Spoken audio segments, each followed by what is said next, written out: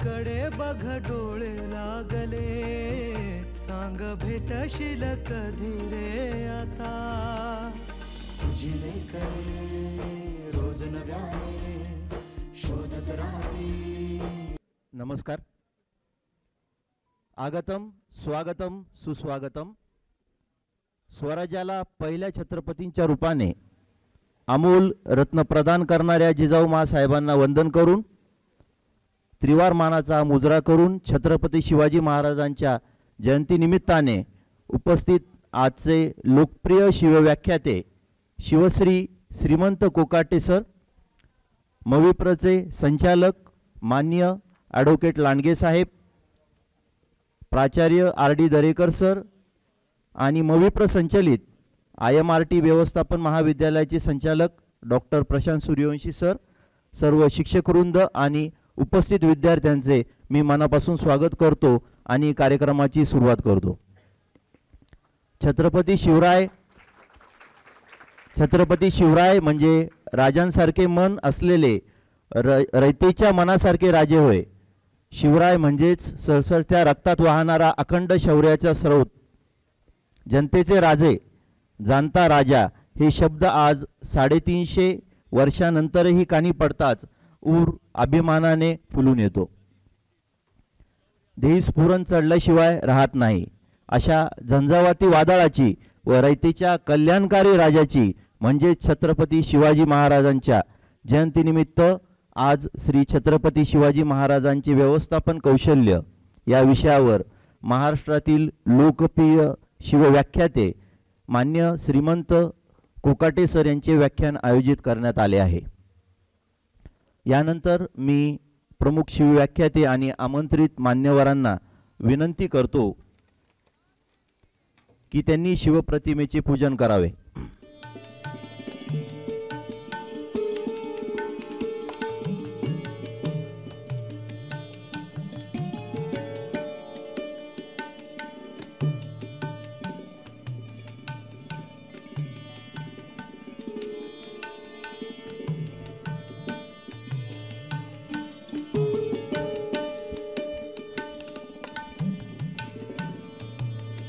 धन्यवाद सर. महाराजांच्या बद्दल अभिमानाने म्हटले जाते, निश्चयाचा महामेरू, बहुतजनांसी आधारू, अखंड स्थितीचा निर्धारू, श्रीमंत योगी. या शब्दपंक्तीमधूनच महाराजांचे अलौकिक व्यक्तिमत्व व्यक्त होते. आता मी IMRT व्यवस्थापन महाविद्यालयाचे संचालक डॉक्टर प्रशांत सूर्यवंशी सरांना विनंती करतो की त्यांनी कार्यक्रमाचे प्रास्ताविक करावे.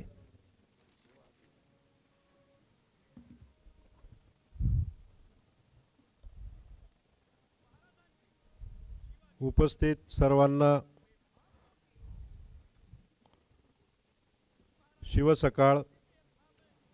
विचारमंचावर उपस्थित महाराष्ट्राचे सुप्रसिद्ध शिवचरित्राचे अभ्यासक आणि पुरोगामी विचारांची पालखी महाराष्ट्रभर वाहून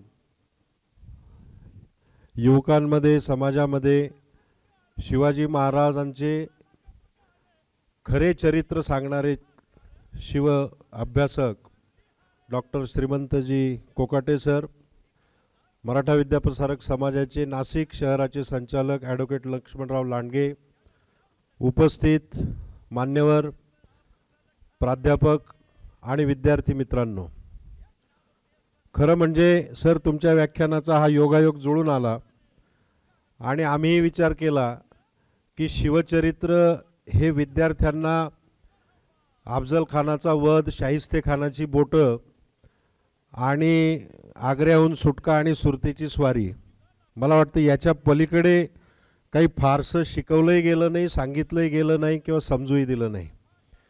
म्हणून म्हटलं सर नाशकात येत आहेत तर याचा थोडासा फायदा आपण घ्यावा.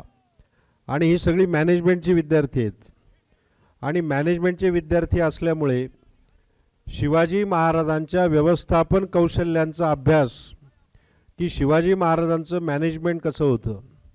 आम्ही MBAमध्ये केस स्टडी शिकतो सर, आणि केस स्टडी हा MBAचा तसं पाहिलं किंवा कुठल्याही मॅनेजमेंट एज्युकेशनचा बेस आहे.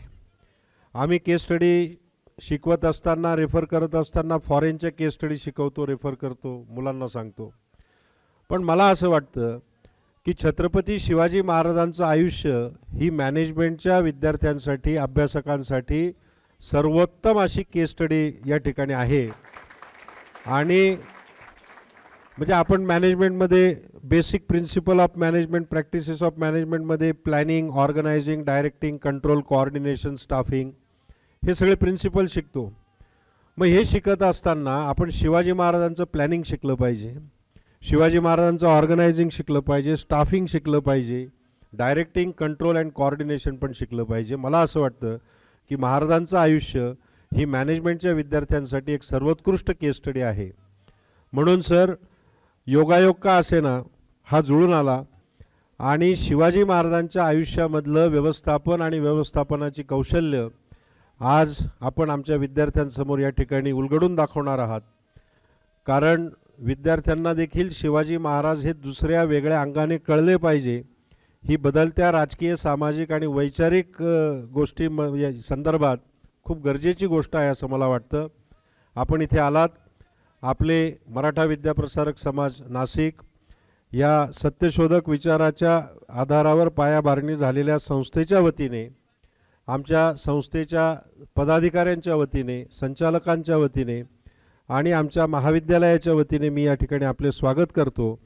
आणि नक्कीच आजच्या या व्याख्यानातून आमच्या व्यवस्थापनाच्या विद्यार्थ्यांना एक नवी दिशा मिळेल आणि शिवाजी महाराजांच्या आयुष्याचा दुसरा पैलू किंवा दुसरा अंग आज आमची मुलं समजून घेतील अशी आशा व्यक्त करतो. आपले पुन्हा स्वागत करतो आणि थांबतो. धन्यवाद. धन्यवाद सर. यानंतर मी प्राध्यापक डॉक्टर विश्वास नांद्रे सरांना विनंती करतो की त्यांनी आजचे शिवव्याख्याते मान्य श्री सीमंत कोकाटे सरांचा परिचय करून द्यावा.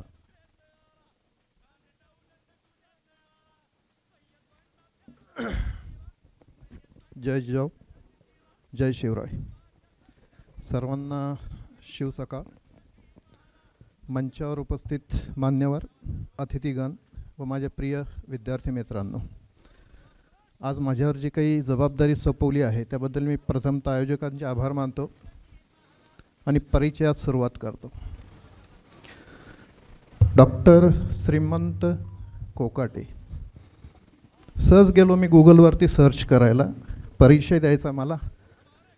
मग परिचय देण्यापूर्वी थोडा आपल्याला त्यांची पार्श्वभूमी जाणून घ्यायची.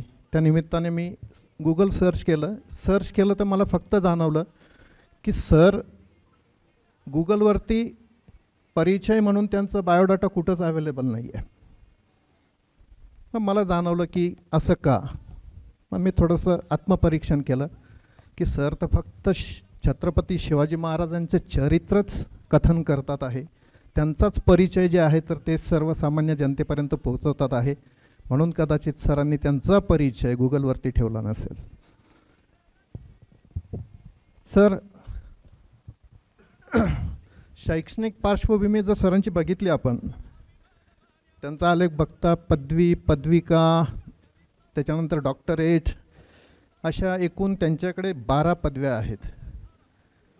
5 विषयात त्यांनी पोस्ट ग्रॅज्युएशन केलेलं आहे, 5 विषयामध्ये डिप्लोमा केलेला आहे, इतिहास या विषयामध्ये सेट पास केलेली आहे आणि छत्रपती शिवाजी महाराजांचा चिकित्सक अभ्यास शिवचरित्र याच्यावर त्यांनी शोधप्रबंध सादर करून PhD प्राप्त केलेली आहे. सरांनी विविध विषयांवर देश विदेशात सुमारे 4000च्या वर व्याख्याने शिवछत्रपती शिवाजी महाराज यांच्या जयंतीनिमित्त दिलेली आहेत. खास करून त्यांनी गोवा, दिल्ली, बिदर, विजापूर, बेळगाव, पाटणा, कर्नाल इतकंच नव्हे तर दुबईतसुद्धा त्यांनी व्याख्यान दिलेलं आहे. सामाजिक, सांस्कृतिक व शैक्षणिक लढ्यामध्ये त्यांचा कायम सहभाग राहिला आहे. अनेक साहित्य संमेलनांमध्ये त्यांनी अध्यक्ष, प्रमुख वक्ते म्हणून पद स्वीकारलेलं आहे आणि भूषवलेलं पण आहे. सरांना अनेक पुरस्कारांनी सन्मानित करण्यात आलेलं आहे. सरांचं विशेष सांगायचं म्हटल्यानंतर त्यांचं एक व्याख्यान 117 दिवस कंटिन्यू जिजाऊ रथ यात्रेमध्ये सादर झालेला आहे. तरुण पिढीला महापुरुषांचे चरित्र इतिहास सांगून दिशा देण्याचे काम सर सातत्याने करत आहे. सरांची छत्रपती शिवाजी महाराजांच्या जीवनावर अनेक चरित्रे लिहिली आहेत. या चरित्रांमध्ये वैविध्य आहे, विविध विचार त्यांचा प्रभाव त्यांच्या लेखनातून पडलेला आहे. सरांनी सत्यशोधकी, नवमार्क्सवादी, प्राच्यविद्या, राष्ट्रवादी, मार्क्सवादी, स्त्रीवाद अशा विविध दृष्टिकोनातून सुमारे 101 शिवचरित्र लिहिली आहेत. तसा त्यांचा परिचय विविध अंगी खूप मोठा आहे, पण आज इथेच थांबतो. सर, तुमचे स्वागत आणि आयोजकांचे धन्यवाद. नमस्कार. धन्यवाद सर. आता मी मराठा विद्याप्रसारक समाजाचे संचालक ॲडव्होकेट लक्ष्मण लांडगे सरांना विनंती करतो की त्यांनी आजचे शिवव्याख्याते श्रीमंत कोकाटे सरांचा सत्कार करावा.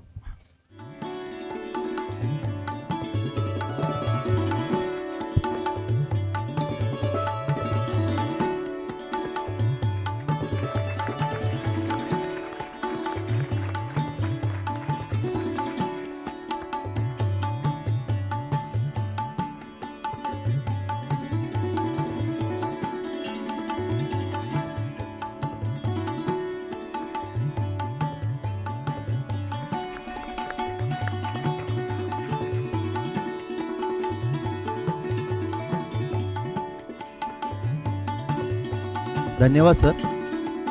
यानंतर मी IMRTचे संचालक डॉक्टर प्रशांत सूर्यवंशी सरांना विनंती करतो की त्यांनी कार्यक्रमाचे अध्यक्ष ॲडव्होकेट लक्ष्मण लांडगे सरांचा सत्कार करावा.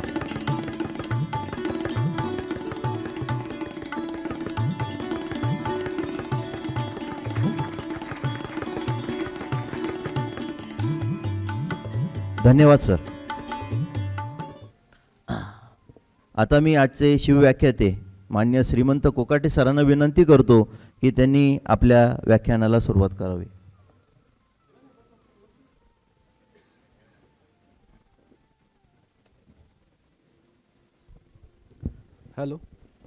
हॅलो.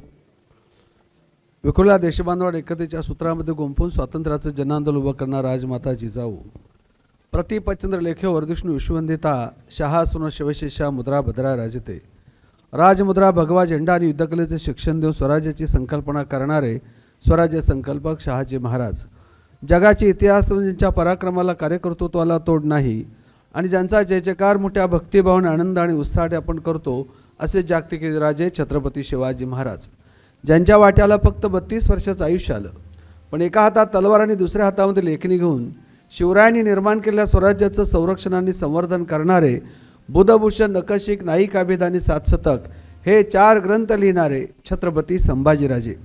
विद्येविना मती गेली, मतीविना नीती गेली, नीतीविना गती गेली, गतीविना वित्त गेले, वित्ताविना शूद्र खचले, इतके सारे अनर्थ का विद्येने केले. हा मंत्र देऊन आपल्या देशामध्ये सार्वजनिक मोफत शिक्षणाचा पाया घालणारे, रायगडावरती जाऊन छत्रपती शिवाजीराजेंच्या समाधीचा शोध घेणारे, पुण्यामध्ये येऊन पहिली शिवजयंती सुरू करणारे आणि शिवाजीराजांच्या जीवनावरती 908 ओळीचा प्रदीर्घ पोवाडा लिहिणारे महात्मा ज्योतिराव फुले, ज्यांनी छत्रपती शिवाजीराजेंची प्रेरणा घेऊन उत्तम प्रकार राज्यकारभार केला आणि छत्रपती शिवाजीराजांचा जगातला पहिला पुतळा 1921 साली पुणे या ठिकाणी उभारला, ते राजर्षी छत्रपती शाहू महाराज. जय भवानी जय शिवाजी आता आपण सगळेच म्हणतो, सगळे राजकीय पक्ष म्हणतात, सगळे समाज घटक म्हणतात. जय भवानी जय शिवाजी म्हटलं की आपले भाऊ स्फुरण पावतात, मनामध्ये एक नवचेतना निर्माण होते. पण जय भवानी जय शिवाजी घोषणा आपल्या देशामध्ये प्रथमतः कोणी सुरू केली हे आपल्याला माहिती नसतं. जय भवानी जय शिवाजी ही घोषणा आपल्या देशामध्ये प्रथमतः देणारे आपल्या देशाचे महान नेते, कायदे पंडित, घटनातज्ञ, भारतरत्न डॉक्टर बाबासाहेब आंबेडकर, रशियामध्ये जाऊन शिवचरित्र सांगणारे साहित्य सम्राट अण्णाभाऊ साठे आणि शिवरायांची प्रेरणा घेऊन आपल्या देशामध्ये सामाजिक क्षेत्रामध्ये, सांस्कृतिक क्षेत्रामध्ये, राजकीय क्षेत्रामध्ये, कलेच्या क्षेत्रामध्ये अनेक महामानवांनी क्रांती केली. भगतसिंग, नेताजी सुभाषचंद्र बोस, कर्मवीर भाऊराव पाटील, मामासाहेब जगदाळे, आपल्या संस्थेचे सगळे पदाधिकारी ज्यांनी संस्था उभारली, अशा अनेक मान्यवर छत्रपती शिवाजीराजेंची प्रेरणा घेऊन राजकीय, सामाजिक, सांस्कृतिक, शैक्षणिक क्षेत्रामध्ये मोलाचं योगदान दिलं त्या सर्व महामानवांना प्रथमतः विनम्र अभिवादन. सन्मान्य विचारमंचावरती स्थानापन्न झालेले आपल्या संस्थेचे पदाधिकारी माननीय लांडगे साहेब, आपल्या संस्थेचे आणि विशेषतः आपल्या महाविद्यालयाचे संचालक डॉक्टर सूर्यवंशी सर, या कार्यक्रमासाठी वेळात वेळ काढून आलेले, आपल्या संस्थेवरती प्रेम करणारे, ज्यांनी संस्थेसाठी सगळं आयुष्य समर्पित केलं ते माननीय सोनवणे सर आहेत, आहिरराव सर आहेत, सगळे मान्यवर मंडळी आहेत आणि समोर बसलेल्या माझ्या बंधू भगिनीनो, विद्यार्थी मित्र हो. सुरुवातीला प्रास्ताविकामध्ये डॉक्टर सूर्यवंशी सर म्हणाले की आपण जगाचा अभ्यास करतो, पण छत्रपती शिवाजी महाराज सुद्धा मॅनेजमेंट गुरु होते. व्यवस्थापनामध्ये त्यांनी कसा आदर्श निर्माण केला हे आपल्याला माहिती नसतं. आपला इतिहास खूप वैभवशाली आहे, क्रांतिकारक आहे, पण आपल्याला तो माहिती नाही. तो माहिती झाला पाहिजे. बाबासाहेब आंबेडकर नेहमी म्हणायचे की जो समाज, जो देश, जे राष्ट्र आपला खरा इतिहास विसरतं तो समाज कधीच इतिहास घडवू शकत नाही. अन्यथा चुकीचा इतिहास सांगून आपल्याला गुलाम बनवलं जातं. गुलामगिरीतून मुक्त व्हायचं असेल आणि आनंददायी जीवन जगायचं असेल तर आपला ऐतिहासिक वारसा माहिती असणं अत्यंत गरजेचं आहे. अँटोनी ग्रामची नावाचा इटालीमधला खूप मोठा इतिहासकार होऊन गेला. तो एका ठिकाणी असं म्हणतो की मोठ्या समुदायाला गुलाम बनवण्यासाठी त्यांच्या इतिहासाची मोडतोड केली जाते. म्हणून स्वच्छ, पारदर्शक, निपक्षपाती आणि निर्मळ इतिहास जनमानसापुढे आला पाहिजे. आणि मग आपला इतिहास म्हटलं, जसं सूर्यवंशी सर म्हणाले, महत्त्वाचं सांगितलं सरांनी की शिवाजीराजांचा इतिहास म्हटलं की अफजलखानाचा वध, शाहिस्तेखानावरती हल्ला, अग्रण पळाने निसटले, एवढ्या काही रोमांचकारी नाट्यमय घटना आपल्या डोळ्यापुढे उभे राहतात. शिवाजीराजांचा इतिहास ढाल तळ्याचा इतिहास आहे. त्यांनी रणांगण गाजवलं, शत्रूला पराभूत केलं. अफजलखान, दिलेरखान, शाहिस्तेखान, औरंगजेबासारख्या अनेक शत्रूबरोबर त्यांनी झुंज दिली, त्यामध्ये ते यशस्वी झाले. शिवरायांचा इतिहास जसा ढाल तळ्याचा इतिहास आहे तसाच बदलाचा, मानवमुक्तीचा, स्त्री स्वातंत्र्याचा क्रांतिकारक इतिहास छत्रपती शिवाजीराजांचा आहे. शिवाजीराजांनी नेमकं काय केलं हे सांगत असताना इतिहासकार म्हणतो, जे झोपले होते त्यांना जागं केलं, जे मुळात जागे होते त्यांना उभं केलं, जे उभे होते त्यांना चालतं केलं आणि चालणाऱ्याच्या खांद्यावरती स्वातंत्र्याचं निशाण दिलं. आपल्याला आपलं राज्य नाही, कोणी मोगलांचा गुलाम, कोणी आदिलशाचा गुलाम, कोणी निजामाचा गुलाम. इथल्या लढवय्या भूमिपुत्रांचं राज्य निर्माण करावं ही प्रेरणा जनमानसामध्ये रुजवली ती छत्रपती शिवाजीराजांनी. आपण लढू शकतो, आपण जिंकू शकतो आणि आपण उत्तम प्रकार राज्यकारभार करू शकतो ही प्रेरणा मध्ययुगीन काळामध्ये भारतभूमीमध्ये रुजवली ती फक्त आणि फक्त छत्रपती शिवाजीराजांनी. कारण आपलं राज्य असावं, आपण जिंकू शकतो, लढू शकतो ही प्रेरणा छत्रपती शिवाजीराजांपासून लोकांनी घेतली, मावळ्यांनी घेतली आणि त्यातून मग अनेक वर्ष शत्रूविरुद्ध झुंज दिली. असा वैभवशाली, क्रांतिकारक, शौर्यशाली इतिहास छत्रपती शिवाजीराजांचा आहे.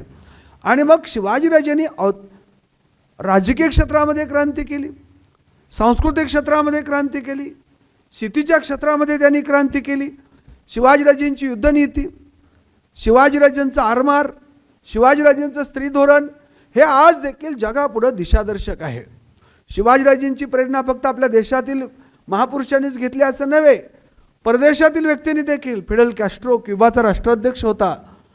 क्युबा छोटा देश आपल्याला माहिती आहे, अमेरिकेबरोबर झुंज दिली, तो स्वतंत्र झाला. त्या फिडेल कॅस्ट्रोला एका पत्रकारांनी विचारलं की अमेरिकेसारख्या बलाढ्य राष्ट्राच्या विरुद्ध लढून तुम्ही स्वतंत्र झालात कसे? त्या फिडेल कॅस्ट्रो म्हणाले, छत्रपती शिवाजीराजांची युद्धनीती, त्यांचं नियोजन, त्यांची शिस्त, अर्थात त्यांचं मॅनेजमेंट, ह्याचा आम्ही अभ्यास केला, त्यातून प्रेरणा घेतली आणि म्हणून आम्ही अमेरिकेच्या विरुद्ध लढू शकलो आणि आमच्या देशाला स्वातंत्र्य करू शकलो. म्हणजे क्युबासारख्या छोट्या देशाला सुद्धा स्वतंत्र बनवण्याची प्रेरणा फिडेल कॅस्ट्रोने घेतली छत्रपती शिवाजीराजांकडून. बॅरन कादा जपानचा पंतप्रधान म्हणतो की शिवाजी महाराज एक सत्पुरुष होतं. प्लेटो एका ठिकाणी म्हणाला होता, ग्रीक फिलॉसॉफर प्लेटो म्हणतो की राज्यकर्ता तत्ववेत्ता असला पाहिजे. असं घडेल का कधी? एखादा फिलॉसॉफर राज्यकर्ता होऊ शकत नाही आणि एखादा राज्यकर्ता फिलॉसॉफर असू शकत नाही. पण छत्रपती शिवाजी महाराज जगातला असा राजा आहे की जो राजा फिलॉसॉफर पण आहे, तत्ववेत्ता आहे. त्यांच्याकडे तत्व आहे, ती त्यांची फिलॉसॉफी आहे, त्यांच्याकडे नीतिमत्ता आहे आणि राज्यकर्ता आहेत. राज्यकर्ता फिलॉसॉफर असला पाहिजे ही जी भूमिका प्लेटोनी मांडली ती तंतोतंत आपल्याला छत्रपती शिवाजीराजांच्या जीवनचरित्रामध्ये दिसेल. मार्शल बुल्गानिन रशियाचा पंतप्रधान होऊन गेला. ते मार्शल बुल्गानिन ज्यावेळेस भारतामध्ये आले होते, पुण्यामध्ये त्यांची सभा झाली तर ते म्हणाले होते की मी भारताचा इतिहास वाचला, अभ्यासला. साम्राज्यशाहीच्या विरुद्ध बंड करून, वतनदारी आणि सरंजामच्या विरुद्ध बंड करून रयतेचं जनमानसाचं राज्य निर्माण करणारा राजा म्हणजे छत्रपती शिवाजी महाराज, असं मार्शल बुलगानीने एका ठिकाणी म्हणतो. म्हणजे शिवाजीराजांचा प्रभाव फक्त भारतभूमीवरतीच असं नव्हे तर जगातल्या अनेक देशावरती, अनेक महापुरुषावरती, व्हिएतनाम अशा अनेक देशांनी शिवाजीराजांची प्रेरणा घेतली. काही मंडळी शिवाजीराजांची तुलना नेपोलियन सिकंदराशी करतात. नेपोलियन सिकंदर पराक्रमी होते, पण छत्रपती शिवाजीराजांच्या ठायी असणारी नैतिकता नेपोलियन सिकंदराकडे नव्हती. त्यामुळे शिवाजीराजांची तुलना जगामध्ये कोणाशी होऊ शकत नाही. शिवाजीराजांची तुलना जगामध्ये फक्त एकाच महापुरुषाशी होऊ शकते. त्या महापुरुषाचं नाव आहे छत्रपती शिवाजी महाराज. शिवरायांशी तुलना करावी असं अद्वितीय असामान्य व्यक्तिमत्व म्हणजे छत्रपती शिवाजी महाराज. भगतसिंगाला न्यायाधीशांनी विचारलं आज़ादी का आंदोलन खड़ी करने की प्रेरणा कहाँ से मिली. तर भगतसिंग म्हणाले गुरु नानक आणि छत्रपती शिवाजी महाराज माझी प्रेरणास्थान आहेत. पंजाबचा सिंह म्हणून ज्यांचा जय जयकार केला जातो लाला लजपतराय, त्यांनी एक शिवचरित्र लिहिले. लांडगे साहेब, लजपतरायांनी, लाला लजपतरायांनी शिवचरित्र लिहिलं. आपल्याला माहिती आहे कोणाला? उत्तम शिवचरित्र लिहिलेलं आहे. लाला लजपतराय महान शिवभक्त होते. नेताजी सुभाषचंद्र बोस त्या काळामध्ये ICSची परीक्षा उत्तीर्ण होणारे कलकत्ता महापालिकेचे आयुक्त 2 वेळा राष्ट्रीय काँग्रेसचे अध्यक्ष. त्यांना ब्रिटिशांनी 11 वेळा तुरुंगात ठेवलं. शेवटी राहत्या घराचा तुरुंग केला. तिथून ते वेषांतर करून निसटले, जर्मनीला गेले आणि तिथून जपानला आले. आझादी हिंद फौजेचं नेतृत्व केलं. ते ज्यावेळेस ब्रिटिशांच्या कैदेत होते, नजर कैदेत, त्यांनी सांगितलं जर्मनीला गेल्यानंतर इंग्रजांच्या वेड्यातून बाहेर पडणार नाही अशी खात्री झाली होती, कारण कडेकोट बंदोबस्त होता. मुंगेला देखील बाहेर येता येण्याची व्यवस्था इंग्रजांनी केलेली होती. मग मी ब्रिटिशांच्या वेड्यातून बाहेर पडण्याचं धाडस का करू शकलो? तर कैदेत असताना वाचन सुरू केलं. वाचत असताना शिवचरित्र वाचलं आणि शिवाजीराजांनी आग्र्याच्या कैदेतून स्वतःची करून घेतलेली सुटका, यातून मला प्रेरणा मिळाली आणि म्हणून मी इंग्रजांच्या वेड्यातून बाहेर पडण्याचं धैर्य करू शकलो. म्हणून ते आझाद हिंद फौजेपुढे भाषण करताना म्हणाले, आज आपल्या देशावरती इंग्रजांचं राज्य आहे. चला दिल्ली जिंकू, ब्रिटिश जातील, स्वातंत्र्य मिळेल. पण आज मी तुम्हाला काही देऊ शकत नाही. आज मी तुम्हाला एवढं देऊ शकतो की प्रतिकूल परिस्थितीवरती मात करून रयतेचं राज्य निर्माण करणारा एक राजा आपल्या देशामध्ये होऊन गेला. त्या राजाचं स्मरण करू. शिवाजी, शिवाजी आणि केवळ शिवाजी. भगतसिंगाचं प्रेरणास्थान छत्रपती शिवाजी महाराज. आपल्याला माहिती आहे शिवाजी गणेशन मोठे अभिनेते, त्यांना ज्ञानपीठ दादासाहेब फाळके पुरस्कार मिळाला. ते शिवाजी गणेशन झाले कसे? अण्णा दुराई नावाचे तामिळनाडूचे मुख्यमंत्री होते. त्यांनी शिवाजी महाराज एक नाटक लिहिलंय, शिवाजी कांडम हिंदू राज्यम. तमिळ नाटक आहे, गाजलेलं नाटक आहे. मुख्यमंत्री नाटक लिहिले तामिळनाडूच्या, शिवाजी कांडम हिंदू राज्यम. त्या नाटकामध्ये भूमिका केली वेळुपुरम गणेशन. वेळुपुरम गणेशन नावाच्या एका अभिनेत्याने भूमिका केली आणि ते नाटक इतकं अप्रतिम आहे, त्यातली भूमिका इतकी जिवंत आहे. आणि ते नाटक पाहण्यासाठी पेरियार EV रामास्वामी, जे दक्षिणेकडचे फुले म्हटलं जातं, आपल्याकडचे महात्मा फुले जसे समाजसुधारक होऊन गेले तसे दक्षिण भारताचा फुले म्हणजे पेरियार EV रामास्वामी. तर पेरियार EV रामास्वामी ते नाटक पाहण्यासाठी आले होते. ते पहिल्या रांगेत बसले होते. त्यांनी ज्यावेळेस वेळुपुरम गणेशन यांची भूमिका पाहिली शिवाजीराजांची आणि ती प्रतिक्रिया देताना ते पेरियार EV रामास्वामी म्हणाले, हा तो शिवाजी. आणि ते वेळुपुरम नाव मागं पडलं, ते शिवाजी गणेशन झाले. आता लोकांना, तमिळनाडूच्या लोकांना माहीत नाही त्यांचं नाव वेळुपुरम होतंय, शिवाजी गणेशनच त्यांना म्हणतात. नाव धारण केलं म्हणजे दक्षिण भारतावरती प्रभाव, उत्तर भारतावरती प्रभाव. वेस्ट बेंगालमध्ये शिवाजी उत्सव नावाचं महाकाव्य लिहिलं रवींद्रनाथ टागोरांनी. टागोरांना ज्ञानपीठ पुरस्कार मिळाला. शिवजयंती उत्सवाला सुरुवात केली वेस्ट बेंगाल म्हणजे पश्चिम बंगालमध्ये रवींद्रनाथ टागोरांनी. म्हणजे संपूर्ण देशावरती, जगावरती प्रभाव असणारा राजा. आपल्या महाराष्ट्रामध्ये शैक्षणिक क्षेत्रामध्ये कर्मे भाऊराव पाटील यांनी रयत शिक्षण संस्थेची स्थापना केली. आपले मराठा विद्याप्रसारक मंडळ, या सगळ्यांच्या पाठीशी कोण आहेत? शाहू महाराज. शिवाजी मराठा सोसायटी, अखिल भारतीय मराठा शिक्षण परिषद, उदाजी मराठा वसतिगृह आपलं, हे सगळे स्थापन करण्याच्या पाठीमागची प्रेरणा आहे राजर्षी छत्रपती शाहू महाराज, महाराजा सयाजीराव गायकवाड महाराज. रयत शिक्षण संस्थेची स्थापना करणारे कर्मे भाऊराव पाटील, त्यांनी कॉलेज सुरू केलं साताऱ्यामध्ये. त्या कॉलेजला नाव दिले श्री शिवाजी महाविद्यालय सातारा. एक व्यापारी आला आणि कर्मे भाऊराव पाटलांना म्हणाला, अण्णा मला माहिती आहे तुम्हाला पैशाची गरज आहे, मी तुम्हाला पैसे देतो, पाहिजे तेवढे पैसे देतो, पण एका अटीवरती, तुम्ही जे कॉलेजला शिवाजीराजेंचं नाव दिलेलं आहे ते नाव पुसा आणि माझं नाव कॉलेजला द्या. त्यास कर्मे भाऊराव पाटील काय म्हणाले, अरे वेड्या, प्रसंग पडला तर जन्म देणाऱ्या बापाचं नाव बदलेन, पण एक वेळ दिलेलं शिवाजीराजेंचं नाव मी कधी बदलणार नाही. असे म्हणणारे कर्मे भाऊराव पाटील हे जैन होते. किती लोकांना माहिती आहे? प्रबोधनकार ठाकरे, बाळासाहेब ठाकरेंचे वडील, त्यांनी अनेक पुस्तकं लिहिली. कोदंडाचा टणत्कार, ग्रामण्याचा साधन इतिहास, देवळाचा धर्म, धर्माची देवळे, तसंच एक शिवचरित्र पण लिहिले प्रबोधनकार ठाकरेंनी. छोटं पुस्तक आहे, खूप सुंदर पुस्तक आहे. दगलबाज शिवाजी, बगलबाज अर्जुन, खूप चांगलं पुस्तक आहे.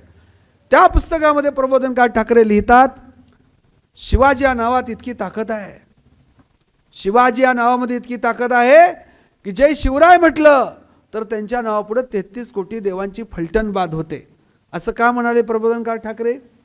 जर आमच्या देशामध्ये 33 कोटी देव होते, आहेत आणि असतील, तर मग अफजल खान आला, दिलेर खान आला, शाहिस्ते खान आला, त्या अफजल खानाला धडा शिकवण्यासाठी तुमच्या 33 कोटी देवापैकी 1-2 देव खाली का उतरले नाहीत?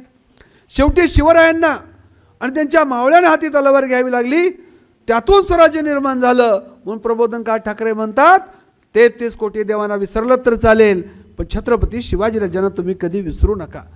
कारण त्यांनी संस्कृती जिवंत ठेवली, आपला देश जिवंत ठेवला, आपल्या महिला, आपला शेतकरी यांच्या पाठीशी छत्रपती शिवाजीराजे खंबीरपणे उभे राहिले. अशक्य कार्य त्यांनी शक्य केलं. कशामुळे? सामान्य बाब नव्हती. औरंगजेबाचा वार्षिक महसूल त्या काळामध्ये, मोगलांचा वार्षिक महसूल होता 50 कोटी रुपये. 17व्या शतकातले 50 कोटी म्हणजे आताचे किती? तुम्ही हिशोब करा. मग त्या काळामध्ये शिवाजीराजांचा वार्षिक महसूल किती आहे? सुमारे 1 कोटी. 50 कोटी महसूल त्याने तो वापरला. त्याला माहिती होतं की मराठ्यांना पराभूत केल्याशिवाय, नेस्तनाबूत केल्याशिवाय आपण या देशावरती एक छत्री राज्य करू शकत नाही. मराठा शब्द व्यापक आहे, आपण लक्षात ठेवा. मराठा शब्द जातीवाचक नाही, एवढं लक्षात ठेवा. शिवाजीराजांच्या इतिहासाला मराठ्यांचा इतिहास म्हणतात. मराठे आले, मराठ्यांनी किल्ला जिंकला. डेनिस किंकेड म्हणतो history of the Maratha, Grant Duff म्हणतो history of the Maratha. Justice Ranade, न्यायमूर्ती महादेव गोविंद रानडेंनी rise of the Maratha power पुस्तक लिहिले. राजाराम शास्त्री भागवत म्हणतात मराठ्यांनी किल्ला जिंकला, मराठे जिंकले, मराठ्यांचे फत्ते झाले. महात्मा फुले गुलामगिरी ग्रंथामध्ये म्हणतात कुणबी, माळी, मातंग, महार, धनगर, सुतार आदी मिळून मराठा. सगळ्या समुदायाला मराठा म्हटले.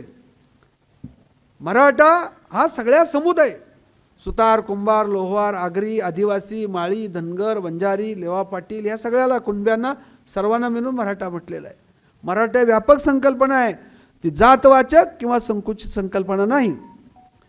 म्हणून तो औरंगजेबाला माहिती होतं इथल्या मराठ्यांना नेस्तांभूत केल्याशिवाय या देशावरती आपण एक छत्री राज्य करू शकत नाही. 50 कोटी महसूल या ठिकाणी ओतला. मोगलांचं सैन्य किती आहे टोटल? एकूण सैन्य पायदळ आणि घोडेस्वार मिळून 7 लाख सैन्य आहे. शिवरायांचं सैन्य किती आहे टोटल? पायदळ, घोडेस्वार सगळे मिळून 1 लाख आहे. तरी शिवाजीराजांचा विजय का झाला? अफजल खानाचं सैन्य 20-25 हजार, महाराजांचे मावळे 5,000. शाहिस्ते खानाची फौज सुमारे 1.25 लाख, महाराज फक्त 250 मावळे घेऊन गेले होते पुण्यामध्ये. सिद्धी जोहर जो आलेला आहे, पन्हाळ्याला वेढा टाकलेला आहे, तर शिवाजीराजे पन्हाळ्यावरती आहेत, 2000 मावळे आहेत महाराजांच्या सोबत. सिद्धी जोहरची फौज सुमारे 50 ते 60 हजाराची आहे. तरी छत्रपती शिवाजीराजांचा विजय का झाला? मॅनेजमेंट, प्लॅनिंग, नियोजन. जीवनामध्ये यशस्वी व्हायचं असेल तर मॅनेजमेंट आणि नियोजन उत्तम असलं पाहिजे. तुम्ही फार बुद्धिमान आहात, तुमच्याकडे खूप पैसा आहे, तुमच्याकडे खूप मनुष्यबळ आहे, उपयोग नाही. तुमच्याकडे मॅनेजमेंट नसेल तर तुमची बुद्धिमत्ता, तुमची धनसंपत्ती आणि तुमचं मनुष्यबळ उपयोगी नाही. तर त्यासाठी सगळ्यात महत्त्वाचं आहे मॅनेजमेंट. आणि म्हणून छत्रपती शिवाजी महाराजांचं मॅनेजमेंट काय आहे ते आपण समजून घेतलं पाहिजे. प्लॅनिंग, त्यांचं गुप्तहेर खातं. सुरतेला जाण्यापूर्वी सुरतेचे मार्ग कोणते आहेत, जवळचा मार्ग आणि सुरक्षित मार्ग कोणता आहे, आपण सुरतेची मोहीम यशस्वी केल्यानंतर आपण कसं सुरक्षित येऊ, आणि सुरत या ठिकाणी कोणाचं मंदिर कोठे आहे, कोणाचं निवासस्थान कोठे आहे, डचांची, फ्रेंचांची, पोर्तुगीजांची, ब्रिटिशांची वखार कुठे आहे, मोगलांची वखार कुठे आहे, मोगलांचा जो सुभेदार आहे त्याचं निवासस्थान कुठं आहे, इतंभूत माहिती छत्रपती शिवाजीराजांच्याकडे होती. कुठून आली माहिती?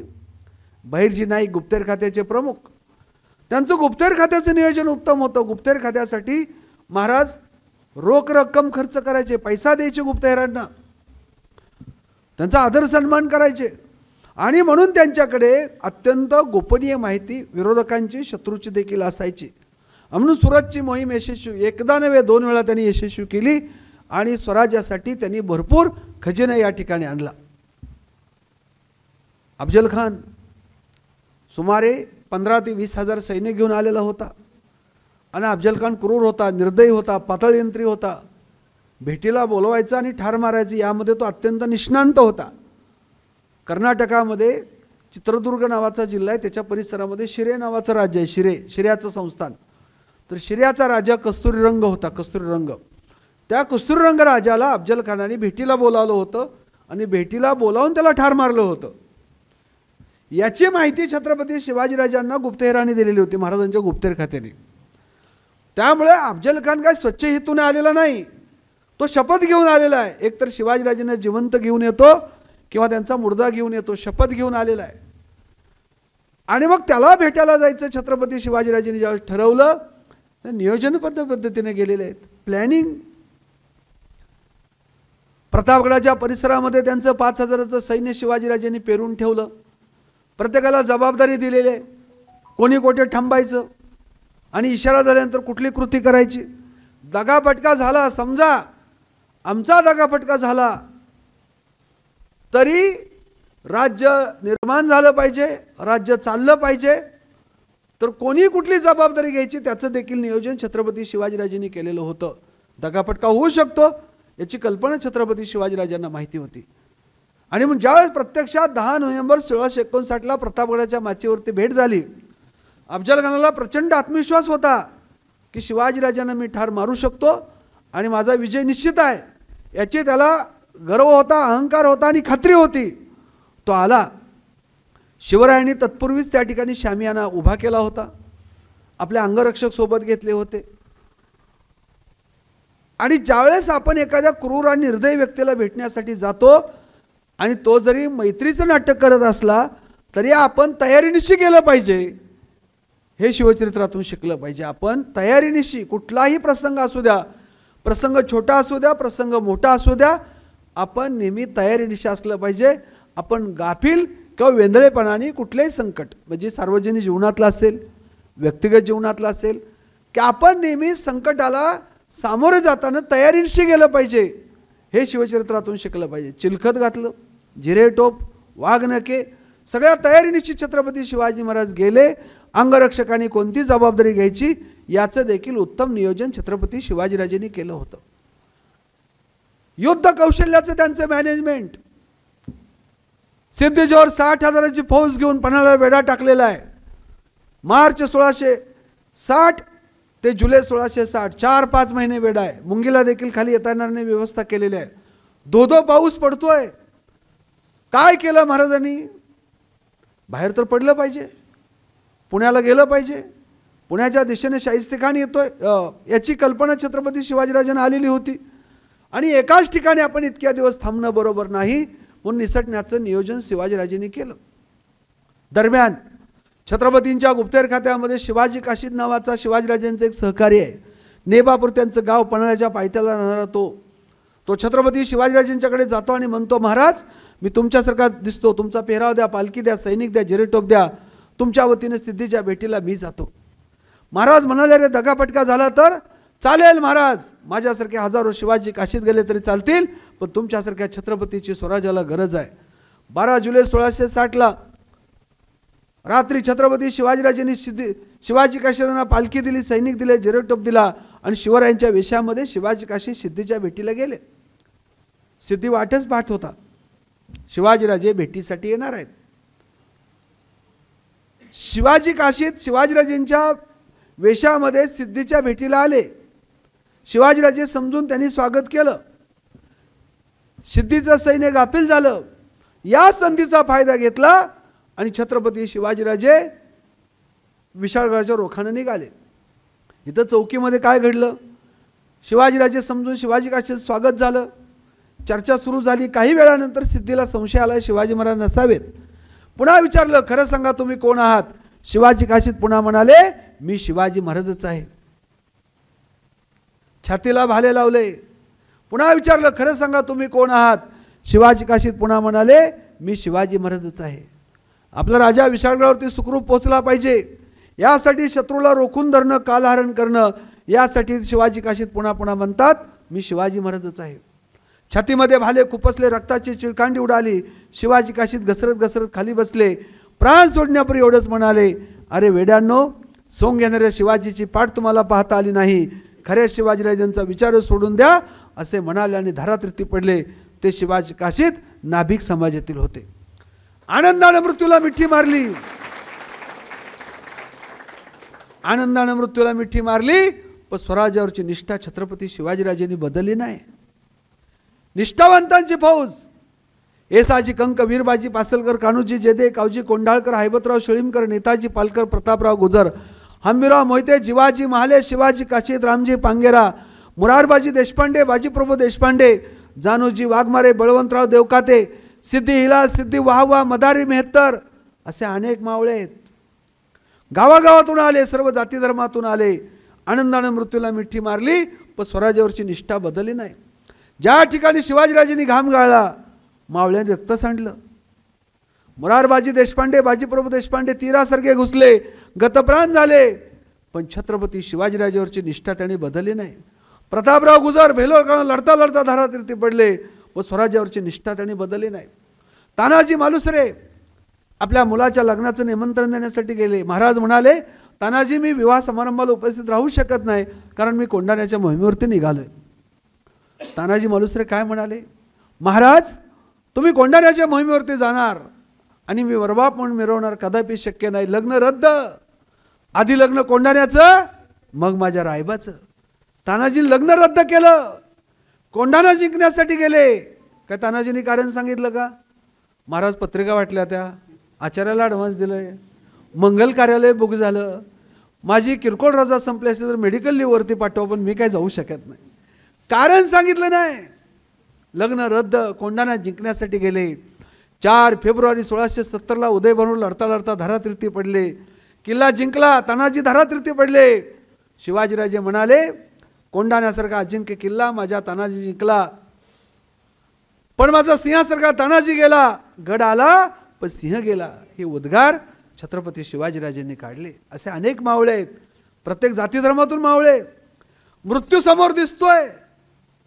मुरारबाजीला दिलेर खान म्हणाला, लढता लढता अशी एक चिठ्ठी लिहिली दिलेर खानाने, आणि ती बाणाच्या टोकाला बांधली आणि बाण फेकला समोर. चिठ्ठीत काय लिहिलं? अरे वेड्यासारखा लढतोस काय? मुरारबाजीला दिलेर खान म्हणतो, अरे वेड्यासारखा लढतोस काय? तुझा पराभव नक्की होणार आहे, आमचं सैन्य जास्त आहे. अरे असं वेड्यासारखं धारातीर्थी पडण्यापेक्षा तू इकडे ये, मोगलांकडे. तुला मनसबदारी देतो, तुला वतनदारी देतो, तुला सरंजाम देतो, तू इकडे ये. तर मुरारबाजी म्हणाले, आमचं सर्वस्व छत्रपती शिवाजी महाराज आहेत. जगायचं शिवरायांसाठी, मरायचं फक्त आणि फक्त शिवरायांसाठी, असे म्हणाले. तीरासारखे घुसले. मुरारबाजी गतप्राण झाले. हा महाराष्ट्राचा वारसा आहे. निष्ठा बदलली नाही मावळ्यांनी, सहकार्य निष्ठा नाही बदलली. आता नोटीस आली की लगेचच पक्षांतर. अशा अवस्था आज आपण पाहतो. छत्रपती शिवाजीराजांच्या जीवाला जीव देणारे मावळे गावागावातून पुढे आले. का? प्रत्येक मावळ्याला माहिती होतं शिवाजीराजांचं राज्य आपलं राज्य आहे. ते केवळ एका जातीचं, धर्माचं, घराण्याचं राज्य कधीच वाटलं नाही, आपलं राज्य आहे. शिवाजीराजे गोरगरिबांच्या पाठीशी खंबीरपणे उभे राहिले. तानाजी धारातीर्थी पडले, त्यांच्या घरी गेले, रायबाचं लग्न लावलं, रायबाला पारगडाचं किल्लेदार केलं.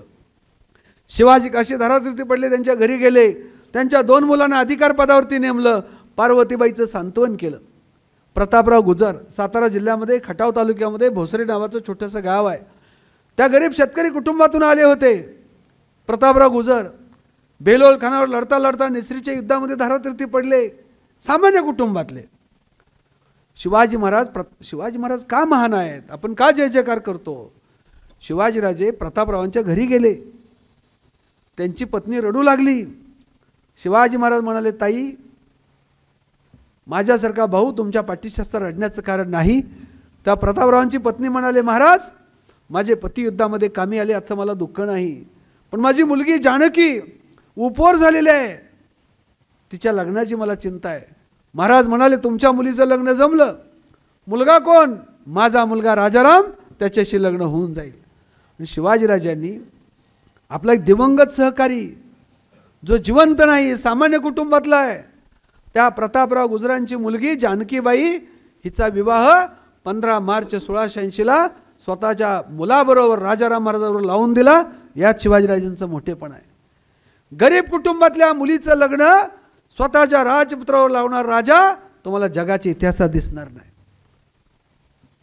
आणि त्या लग्नासाठी काय शिवाजीराजांनी हुंडा घेतल्याची नोंद नाही कोणत्या कागदपत्रामध्ये. आज शिकलेले लोक हुंडा घेतात, म्हणजे इथले नव्हे, दुसऱ्या गावचं सांगतोय तुम्हाला मी. डॉक्टर, वकील, इंजिनियर, प्रोफेसर, शिक्षक, अनेक शिकलेले लोक हुंडा घेतात. पुण्यामध्ये मी राहतो सर, आता पुण्यात तर हुंडा घेत नाहीत. BMW गाडी, मर्सिडीज गाडी, हुंडा नको आम्हाला, काही नको. एका मंत्र्याच्या मुलीच्या लग्नाला मी गेलो, तिथं मला समजलं हुंडा नाही म्हणले, मुलगी आणि नारळ. मला आनंद वाटला. मंत्री महोदय जर का अशी परंपरा सुरू करत असतील तर त्यांचे कार्यकर्ते अनुकरण करतील. मुलगी आणि नारळ. नंतर समजलं सर, तो नारळ सोन्याचा नारळ होता. हुंडा देणं, हुंडा घेणं हा कायद्यानं गुन्हा आहे, पण त्याहीपेक्षा तो सामाजिक अपराध आहे, लक्षात ठेवा. कारण नवरदेव म्हणजे काय, बाजारातलं जनावर नाही ना त्याची किंमत करायला. 5 लाखाला गेलं, 10 लाखाला गेलं, 2 लाखाला गेलं. लग्नाची गरज जशी मुलींना नाही तशी मुलांना नाही, जशी मुलांना तशी मुलींना नाही. हुंडा ही अमानवी प्रथा आहे, हा सामाजिक अपराध आहे, हा कायद्यानं गुन्हा आहे. मध्ययुगीन काळामध्ये आतासारखं कॉन्स्टिट्यूशन नाही, आतासारखं IPC नाही, आतासारखी आधुनिक लोकशाही नसताना छत्रपती शिवाजीराजांची ध्येय धोरणं पहा. गरीब कुटुंबातल्या मुलीचं लग्न स्वतःच्या राजपुत्रावर केलं, त्यासाठी हुंडा घेतला नाही. या इतिहासाची आज गरज आहे, या विचाराची आज गरज आहे आपल्याला. कारण हुंडा पद्धतीमुळं मराठवाडा, विदर्भ, ग्रामीण भागामध्ये कुटुंबाच्या कुटुंब उद्ध्वस्त होतात. लातूर जिल्ह्यातली एक बातमी वाचली, 4 मुली, आई वडिलांनी प्रचंड काबड कष्ट केलं, जमीन विकली.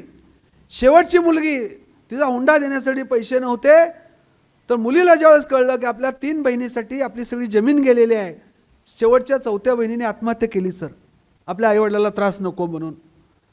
अमानुष प्रथा ही बंद झाली पाहिजे. आणि म्हणून शिवचरित्रातून काय शिकायचं? शिवाजीराजांनी तलवार चालवली, रणांगण गाजवलं. त्या काळामध्ये ढाल तलवारची लढाई होती, ती त्या काळाची गरज होती. काळाच्या ओघामध्ये ढाल तलवारची लढाई कालबाह्य झाली. इथून पुढे बुद्धीचं, ज्ञानाचं, चातुर्याचं आणि विचाराचं युद्ध आहे. आणि इतिहासात रमण्यासाठी नसतो, इतिहासातून धडा घेऊन वर्तमान काळावरती मात करून भविष्यकाळ जिंकण्यासाठी इतिहास असतो. शिवरायांनी तलवार घेतली म्हणून आपण जर म्हटलं मी तलवार घेऊन कॉलेजला जाणार, तलवार घेऊन स्टँडवर जाणार, तलवार घेऊन कोर्टात जाणार, अटक होईल. ती त्या काळाची गरज होती, आजची गरज नाही. शिवाजीराजांना प्रत्यक्ष पाहणारा निकोला मनुची, आबेकरे, ईश्वरदास नागर, भीमसेन सक्सेना, खापी खान, कवींद्र परमानंद काय लिहितात? शिवाजीराजांच्या राज्यात मद्याला प्रतिष्ठा नव्हती. महाराज जसे निर्व्यसनी होते तसे त्यांचे मावळे निर्व्यसनी होते.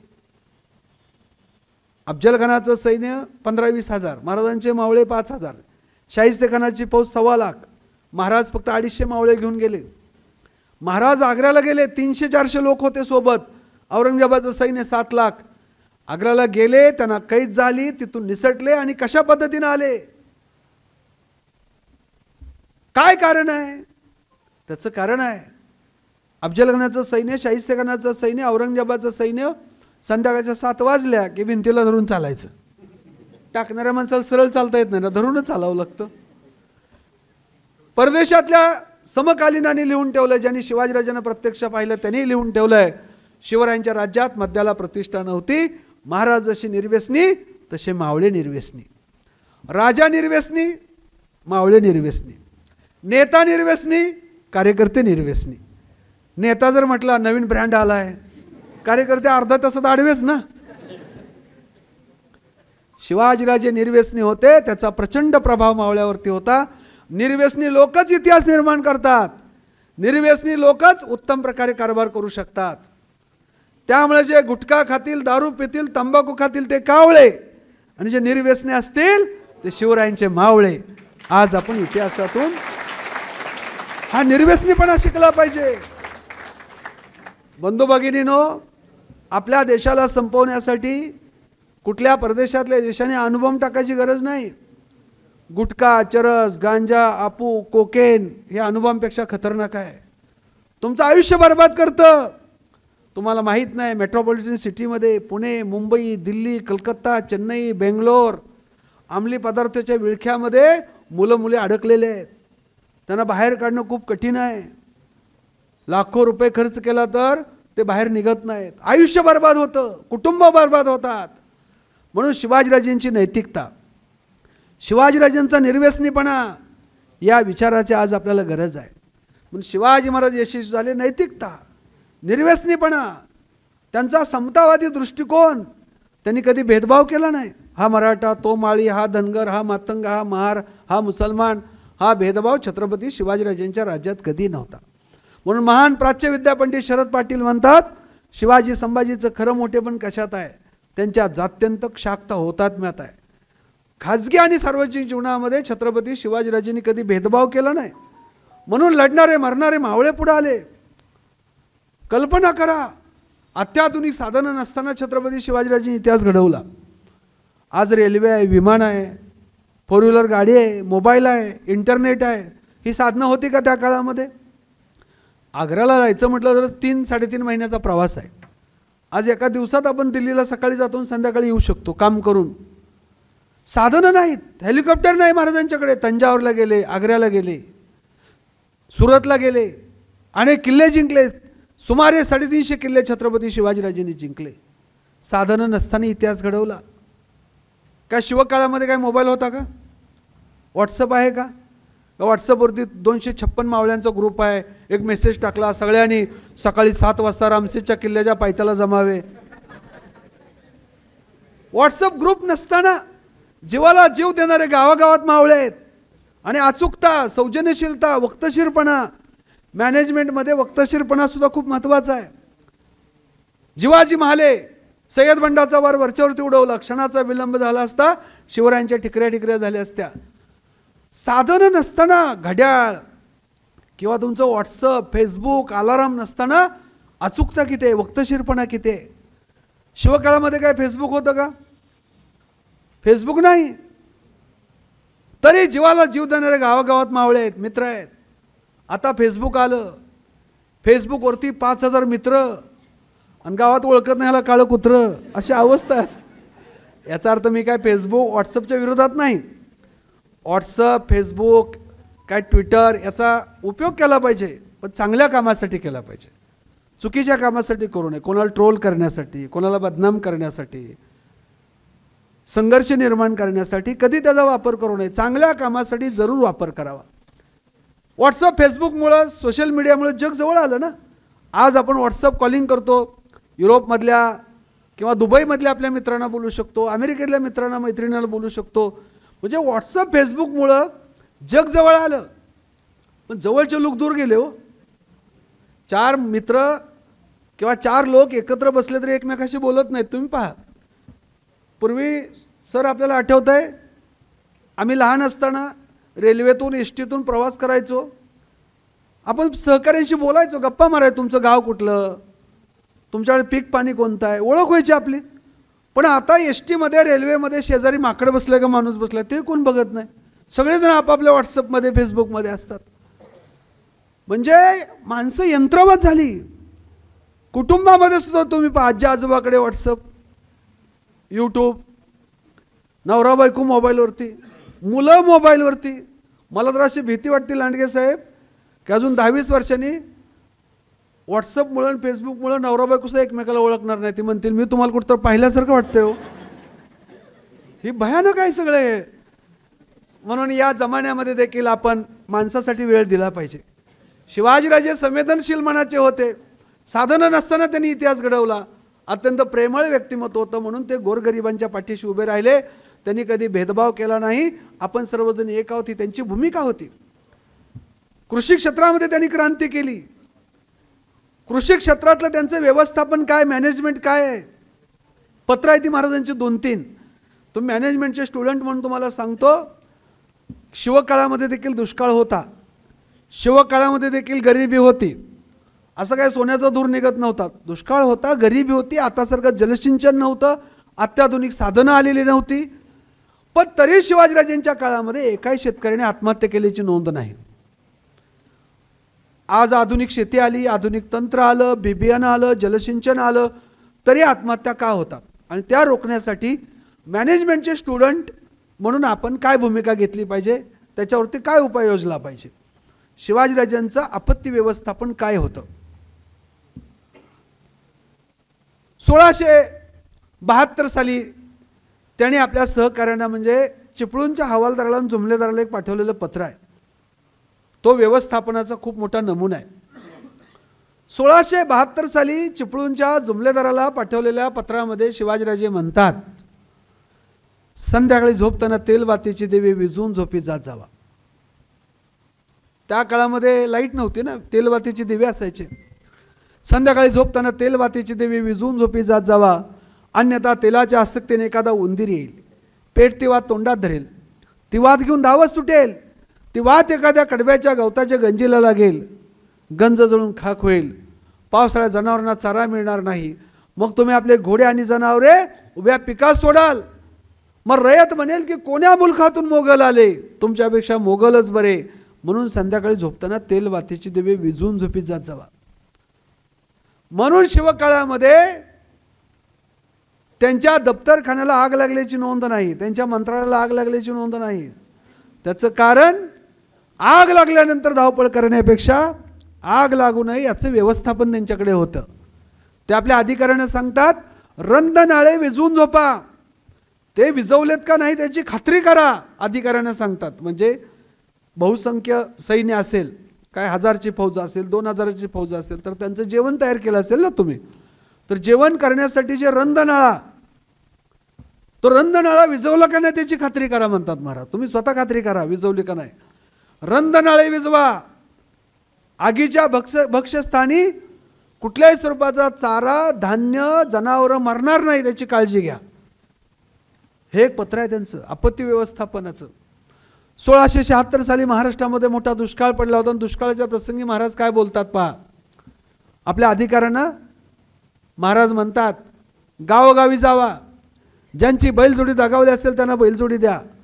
एखाद्या गरीबाला खायला अन्न नसेल तर खंड 2 खंडी धान्य द्या. त्यासाठी आपला तिजोरीवरती 1,00,000-2 लाख लारी बोजा पडला तरी चालेल. वसुलीसाठी तगादा लावू नका. आपल्या राज्यातला कोणीही गरीबातला गरीब व्यक्ती देखील उपाशीपोटी झोपता कामा नये. एखाद्या गरीबाला खायला अन्न नसेल तर खंडी 2 खंडी धान्य द्या. त्यासाठी आपल्या तिजोरीवरती 1,00,000-2 लाख लारी बोजा पडला तरी चालेल. वसुलीसाठी तगादा लावू नका. ऐपत आल्यानंतर वसूल करा. वाढीदिडीने वसूल करू नका. समजा तुम्ही त्याला 100 होऊन दिलेत तर लगेच पहिल्याच हंगामात 100 वसूल करू नका. या हंगामामध्ये 25, पुढच्या हंगामामध्ये 25, त्यानंतर 25, त्यानंतर 25. वाढीदिडीने वसूल करू नका. पुढचं वाक्य खूप महत्त्वाचं आहे. मुद्दलच तेवढी घ्यावी. जे काय कर्ज दिलंय, मदत केली, वाढीदिडीने वसूल करू नका. 100 होऊन दिले त्याचे 150 घेऊ नका, 200 घेऊ नका, किंवा 110 सुद्धा घेऊ नका. वाढीदिडीने वसूल करू नका. मुद्दलच तेवढी घ्यावी. सक्त सूचना दिलेल्या आहेत महाराजांनी. म्हणजे शिवाजीराजेंच्या काळामध्ये शिवाजीराजेंनी रयतेला कर्ज दिलं. कर्जाचा व्याजदर किती आहे? वाढीदिडीने वसूल करू नका, मुद्दलच तेवढी घ्यावी. किती व्याजदर आहे? 0%. 0% व्याजदराने कर्ज देणारा भारतातला पहिला आणि शेवटचा राजा म्हणजे छत्रपती शिवाजी महाराज. म्हणून शिवकाळामध्ये मानवी मूल्य जोपासणारे शिवाजीराजे होते. मानवी मूल्य जोपासले त्याने. प्रत्येक माणसाला जगण्याचा अधिकार आहे, तो आनंदाने जगण्याचा अधिकार आहे. कोणाचाही अधिकार हिरावून घेण्याचा अधिकार कोणालाच नाही. ज्याचा त्याचा अधिकार ज्याला त्याला मिळाला पाहिजे असं एक पत्रात उल्लेख आहे महाराजांच्या पत्रात. खेड शिवापूर उरुळी कांचन त्या परिसरामध्ये मशिदीचा वाद निर्माण झाला होता. मशिदीचा आणि मशिदीचा वाद मुस्लिमांमध्येच निर्माण झाला होता. मुस्लिमामध्ये गट पडले होते आणि ते एकमेकांच्या विरोधात उभे राहिले होते. ती तक्रार शिवाजीराजांच्याकडे आली. तर महाराज म्हणतात ज्याचा त्याचा अधिकार ज्याला त्याला मिळाला पाहिजे, कोणाचाही अधिकार हिरावून घेता कामा नये. 1670 साली पोर्तुगीज व्हायसरॉयनी त्याच्या देशातील राजाला कळवले.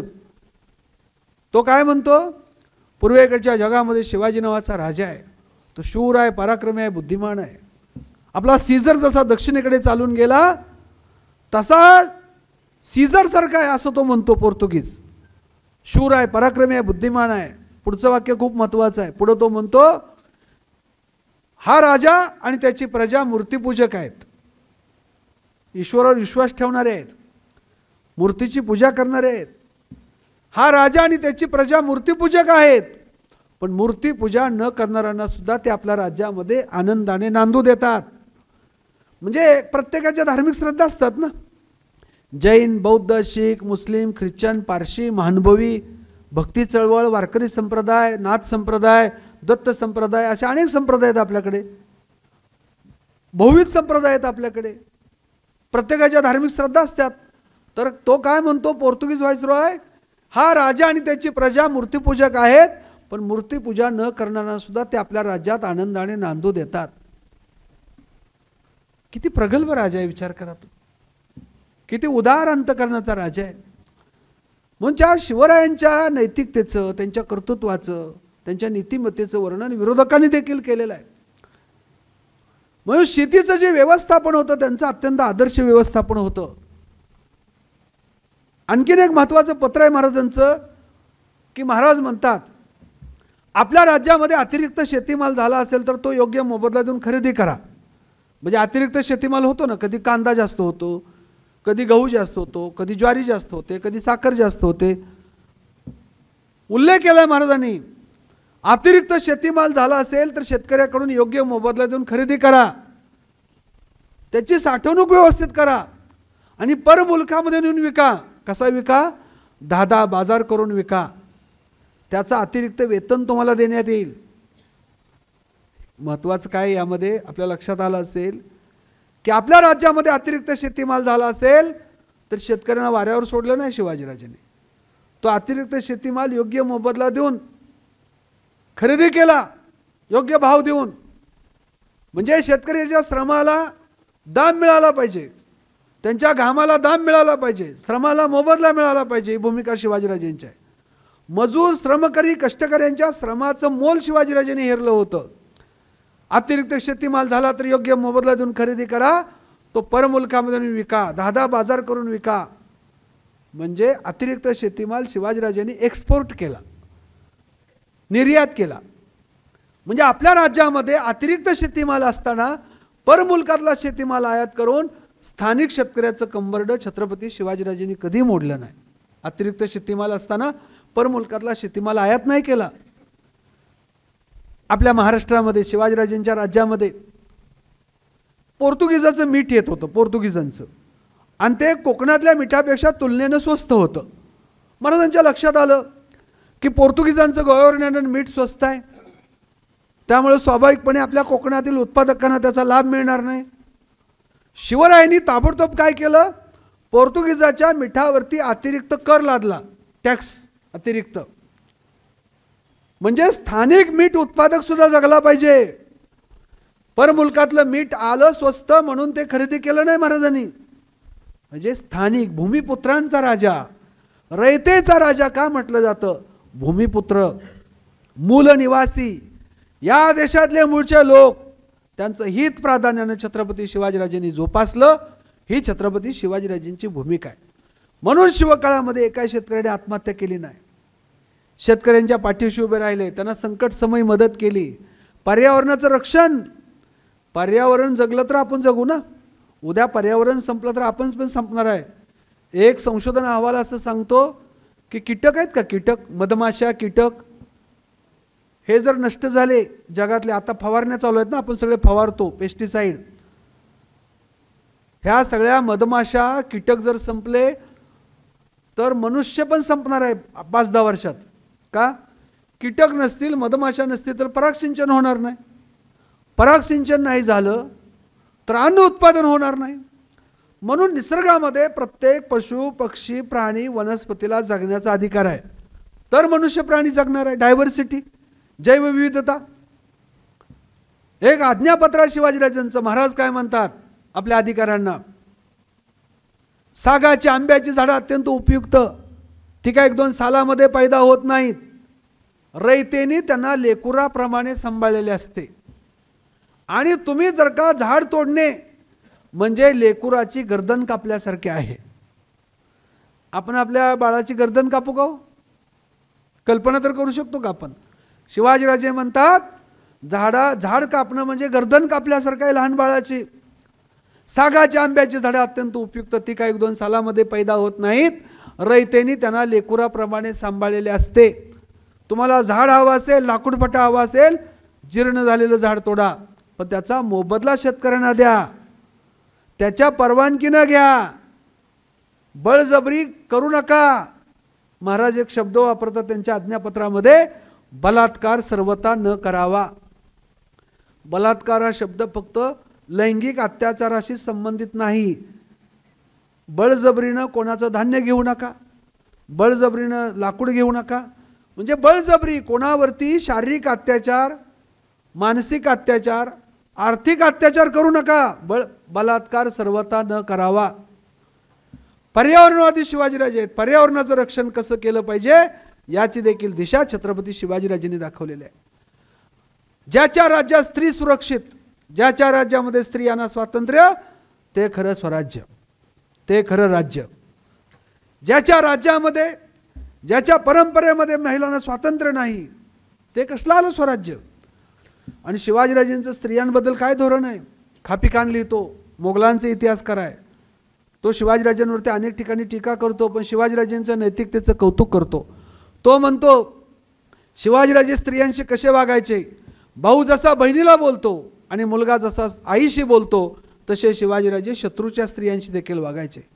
धर्मग्रंथ, धर्मस्थळ, स्त्रिया आणि लहान मुलं शत्रूची जरी असले तर त्यांचा आदर आणि सन्मान करा. धर्मग्रंथ, धर्मस्थळ, स्त्रिया आणि लहान मुलं यांचा आदर करा. ती विरोधकाची आई असेल, बहीण असेल, पत्नी असेल, मुलगी असेल, तिचा आदर करा, तिचा सन्मान करा. आज आपण पाहतो जगामध्ये युद्ध सुरू झालं की पहिला हल्ला कोणाच्या चारित्र्यावर असतो? स्त्रियांच्या. हमास, इस्रायल सुरू आहे, युक्रेन, रशिया सुरू आहे. जगामध्ये अनेक ठिकाणी आपण पाहतो, इतिहासात वाचतो, पहिल्यांदा स्त्रियांवरला बंदी बनवणे, अन्याय अत्याचार केले जातात. शिवाजीराजे म्हणाले शत्रूची जरी स्त्री असेल, आपल्या विरोधकाची आई असेल, बहीण असेल, पत्नी असेल, मुलगी असेल, तिचा आदर करा, तिचा सन्मान करा. आणि शिवरायांनी तो केला. दक्षिण भारत जिंकून परत येत असताना बेलवाडीच्या किल्लेदार सावित्रीबाई देसाई शिवरायांच्या विरोधात लढल्या. त्यांचं शौर्य पराक्रम पाहून त्यांचं राज्य त्यांना देऊन टाकलं. त्यांच्या लहान मुलाला मांडीवरती बसून दूध पाजलं. तसं शिल्प सावित्रीबाई देसाईंनी त्या ठिकाणी करून ठेवलेलं आहे. कर्नाटक सरकारने ते संरक्षित स्मारक म्हणून जाहीर केलेलं आहे, त्याला मदत दिलेली आहे.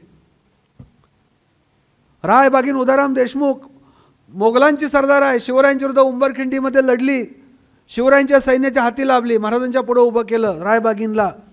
महाराजांनी साडी चोळी दिली, बहीण समजून तिला मुक्कामाच्या ठिकाणी सुखरूप पोहोच केल्याची नोंद आहे. केसरीसिंह प्रबळगडाचा किल्लेदार, पनवेलजवळ प्रबळगड आहे, तिथला किल्लेदार. शिवाजीराजांनी तो किल्ला जिंकला तर केसरीसिंहाची आई, पत्नी, मुलं लपून बसले होते बाले किल्ल्यात. ते घाबरलेले होते. शिवरायांनी ज्यावेळेस पाहिलं त्यांना अभय दिलं, त्यांचा सन्मान केला, केसरीसिंहाच्या आईचा, पत्नीचा, आणि त्यांना सुखरूप त्यांच्या मूळ गावी, देऊळगाव नावाचं गाव, त्या उल्लेख आहे इतिहासामध्ये, त्या मूळ गावी त्यांना पोहोच केलं. हिरकणी रायगडाच्या पायथ्याशी राहणारी, दूध, दही, तूप, लोणी विकणारी, एके दिवशी हिरकणीला गडावरती उशीर झाला, किल्ल्याचे दरवाजे बंद झाले. ती द्वारपालाकडे गेली, विनंती केली, भाऊराया माझं लहान बाळ खाली वाट पाहता, कृपा करून मला सोडा. द्वारपाल म्हणाले, ताई आम्ही तुमचं दुःख समजू शकतो, पण साक्षात शिवाजीराजे जरी आले तर किल्ल्याचे दरवाजे उघडले जाणार नाहीत. फार तर सकाळी लवकरात लवकर तुमच्यासाठी किल्ल्याचे दरवाजे उघडतो. हिरकणी परत फिरली. त्याचं मातृत्व त्याला बसू देत नव्हतं. ते का उंच कड्यावरून खाली उतरले जिथून पुरुषाला उतरणं शक्य नाही. रक्त बंबाळ झाली. हिरकणी घरी आली. बाळाला कुशीत घेतलं. दुसऱ्या दिवशी हिरकणी दूध दही तूप लोणी घेऊन गडावरती आली. द्वारपालाच्या लक्षात आलं हिरकणी रात्री इथून गेली नाही, सकाळी इथून गेली. हिरकणी गेली कशी आणि आली कशी, ही बातमी शिवरायांना समजली. महाराजांनी माहिती घेतली हिरकणी आली कशी गेली कशी. हेरानी सांगितलं ते एका उंच कड्यावरून खाली उतरले आणि मुख्य दरवाजातून वरती आली. ज्या ठिकाणी हिरकणी खाली उतरली त्या ठिकाणी शिवाजीराजांनी भेट दिली. उंच बुरुज बांधला. भविष्यकाळामध्ये खालचा शत्रू वरती होऊ नये, वरचा माणूस खाली जाऊ नये, प्रतिबंधात्मक उपाय उंच बुरुज बांधला. व्यवस्थापन उंच बुरुज बांधला. हिरकणीला बोलावणं पाठवलं. हिरकणी घाबरली, गडावरती आली. शिवाजीराजेंनी साडी चोळी देऊन हिरकणीचा सत्कार केला. आणि शिवाजीराजे काय म्हणतात हिरकणीला, ताई सर्व संकटावरती मात करून बाळाच्या ओढीने घरी जाणारी तुमच्यासारखी निर्भीड आई जोपर्यंत माझ्या स्वराज्यामध्ये आहे तोपर्यंत माझं स्वराज्य कोणाला जिंकता येणार नाही. हे उद्गार शिवाजीराजेंनी काढले. आणि त्या बुरुजाला कोणाचं नाव दिलं, हिरकणीचं नाव दिलं. काय हिरकणीचं नाव दिलं, काय हिरकणीनं काय 1-2 लाख रुपये डोनेशन दिलं तर का रायगड बांधायला. सामान्यातल्या सामान्य स्त्रीचं, तिच्या पराक्रमाचं, तिच्या निर्भीडपणाचं, तिच्या शौर्याचं स्मारक आपल्या स्वराज्यामध्ये कायमचं राहावं म्हणून त्या बुरुजाला नाव एका सामान्य स्त्रीचं नाव दिलं. स्त्रियांचा सन्मान करणारा राजा. आपल्या सुनबाईला, ताराबाईला, येसूबाईला तलवार चालवण्याचं स्वातंत्र्य दिलं, घोड्यावर बसण्याचं स्वातंत्र्य दिलं. म्हणून तारा राणी पुढे 7 वर्ष मोगलांच्या विरुद्ध लढल्या. तारा राणीचं नाव घेतलं की औरंगजेब बादशाह देखील तरतर कापायचा इतका दरारा तारा राणीचा होता. दिल्ली झाली दीनवाणी, दिल्लीशाचं गेलं पाणी, तारा राणी, राम राणी, भद्रकाली, कोपली असं म्हटलं जातं. हे स्वातंत्र्य दिलं सुनबाईला, तलवार चालवण्याचं, घोड्यावर बसण्याचं. आज एखादा सासरा आपल्या सुनबाईला बुलेटवर बसण्याचं स्वातंत्र्य देईल का, द्यायला पाहिजे का नाही. शिवाजीराजेंनी ते स्वातंत्र्य दिलं. स्त्री सुद्धा हिम्मतवान असते, कर्तृत्वान असते, बुद्धिमान असते, यावरती शिवरायांचा विश्वास होता. इतिहास फक्त पुरुषांनीच घडवला असं नव्हे, शूर फक्त पुरुषच असतात असं नव्हे, स्त्री सुद्धा हिम्मतवान आहे, कर्तृत्वान आहे, बुद्धिमान आहे. जिजामाता, सावित्रीबाई, अहिल्याबाई, ताराराणी, दुर्गाबाई, राणी चन्नम्मा, रजिया सुलतान अशा अनेक स्त्री आहेत त्या. पण आज देखील आपण पाहतो आपल्याकडे मुलाचा जन्म झाले काय वाटतात, पेढे, आणि मुलीचा जन्म झाल्यावर बर्फी, जिलेबी. का, मुलगा वंशाचा दिवा, मग मुलगी वंशाचा दिवा नाही का. आपल्याला आई नसते आपला जन्म झाला असता का, जिजाऊ नसते शिवबाचा जन्म झाला असता का. कल्पना करा जगामध्ये 100% मुलंच आहे ती, 100%. एकही मुलगी नाही.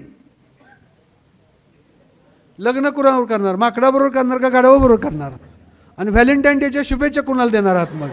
हां, मुलगा जसा वंशाचा दिवा आहे तशी मुलगी सुद्धा वंशाचा दिवा आहे. असं बुद्ध राजा प्रसेनजिताला म्हणाले, राजा मुलगी झाली दुःख करू नकोस, मुलगी सुद्धा हिम्मतवान आहे, कर्तृत्वान आहे, बुद्धिमान आहे. बुद्धाचं प्रवचन आहे. बुद्ध राजा प्रसेनजिताला म्हणाले मुलगी सुद्धा वंशवर्धक आहे, वंशाचा दिवा आहे. शिवाजीराजांचा स्त्रियांच्या कर्तृत्वावर विश्वास होता म्हणून त्यांनी स्त्रियांना स्वातंत्र्य दिलं ना.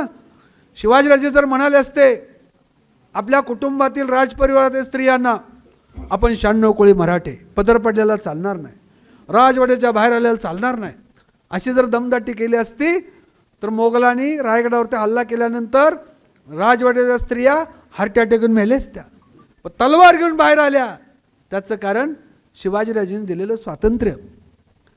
मग स्त्रियांना स्वातंत्र्य देणार राजा, स्त्रियांचा आदर करणार राजा, स्त्रियांचा सन्मान करणार राजा, शत्रूच्या स्त्रियांचा देखील सन्मान करणार. महाराज म्हणतात परमुलकातील बाई न धरावी. स्वराज्यातील स्त्रियांचा तर आदर कराच, ती जबाबदारीच आहे.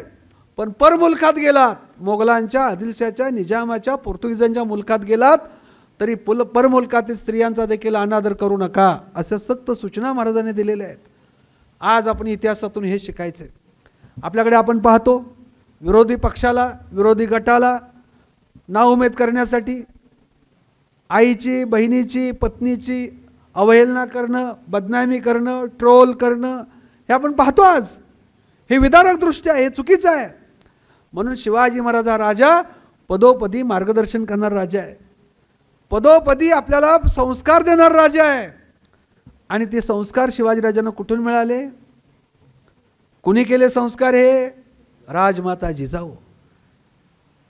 जिजाऊ शिवरायांचं विद्यापीठ आहे, प्रेरणापीठ आहे, ज्ञानपीठ आहे. आई कशी हिम्मतवान कणकर असावी याचं उदाहरण म्हणजे राजमाता जिजाऊ आहे. त्या शिवाजीराजे ज्यावेळेस पन्हाळ्यावरती अडकलेले आहे, 4-5 महिन्याचा वेढा आहे, जिजाऊ राजगडावरती होत्या. परमानंदाने लिहून ठेवले, समकालीन आहे परमानंद, त्याचं शिवभारत नावाचं महाकाव्य आहे. जिजाऊ म्हणतात नेताजी पालकरांना, आत्ता जाते घोड्यावरती बसून, त्या सिद्धीला पराभूत करते आणि येता येता माझ्या शिवबाला घेऊन येते. अशा जिजाऊ लढवाई आहे त्या. संकट समय लढणाऱ्या त्या, रडणाऱ्या नव्हत्या जिजाऊ. अनेक संकट आली जिजाऊ शिवरायांवरती, अनेक संकट आली. अफजल खान आला, दिलेर खान आला, शाहिस्ते खान आला. बरं अफजल खान कशाला हॅपी बर्थडे म्हणण्यासाठी आलता का? एकतर जिवंत घेऊन येतो किंवा मुर्दा. संकट समय जिजाऊ शिवबा रडत बसले नाहीत, हतबल झाले नाहीत, निराश झाले नाहीत. संकटाला संधी समजणारे शिवाजीराजे होते. आज आपण विद्यार्थी बंधू भगिनीनो, आपल्या जीवनात पण संकट असतात, मार्क कमी पडतात, नोकरी मिळेलच अशी खात्री नसते. संकटाला संधी समजली पाहिजे.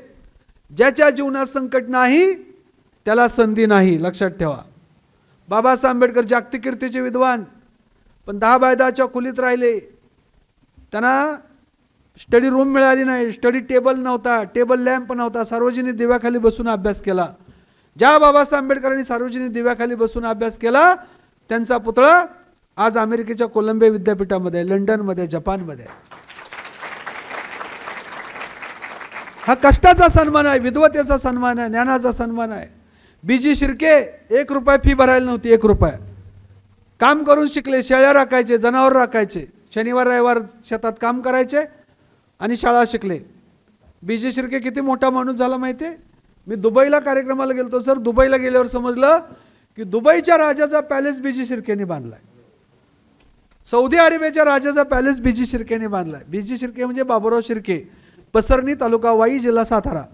खेड्यातल्या शेतकऱ्यांचा मुलगा, बरोबर ना सोनवणे सर?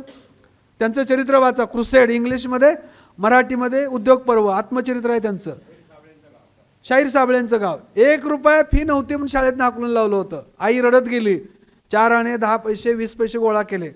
70-80 वर्षापूर्वीची 1 रुपयाला मोठी किंमत आहे. 25 रुपये तोळे सोनं होतं. ज्या मुलाला 1 रुपया फी भरायला नव्हती, शेतात काम करून शिकला, ज्या शेतात काम केलं त्या शेतात स्वतःचं हेलिकॉप्टर घेऊन गेले बीजी शिर्के. आणि 1 ना 2 हेलिकॉप्टर. त्यामुळे आपण गरीब आहोत, खेड्यात जन्मलो, लय वाईट परिस्थिती आहे असं न्यूनगंड बाळगायचा नाही. कधी टेन्शन नाही घ्यायचं. संकटाला संधी समजायची. ज्याच्या जीवनात संकट नाही त्याला संधी नाही, लक्षात ठेवा. शिवरायांच्या जीवनात अनेक संकट आली, महाराज हतबल झाले, निराश झाले नाहीत. त्याचं कारण त्यांच्या पाठीशी जिजाऊ होत्या, खंबीरपणे उभ्या होत्या. अफजल खान ज्यावेळेस आला, शिवाजीराजे आपल्या आईचा आशीर्वाद घेण्यासाठी राजगडावरती गेले, जिजाऊंचा आशीर्वाद घेण्यासाठी. जिजाऊंना माहिती आहे अफजल खान क्रूर आहे, कपटी आहे, पाताळयंत्री आहे, आपला मुलगा भेटण्यासाठी चालला आहे. आई म्हणून मुलाच्या प्रती काय भावना असतात त्या आईलाच माहिती, आपल्याला कळणार नाही.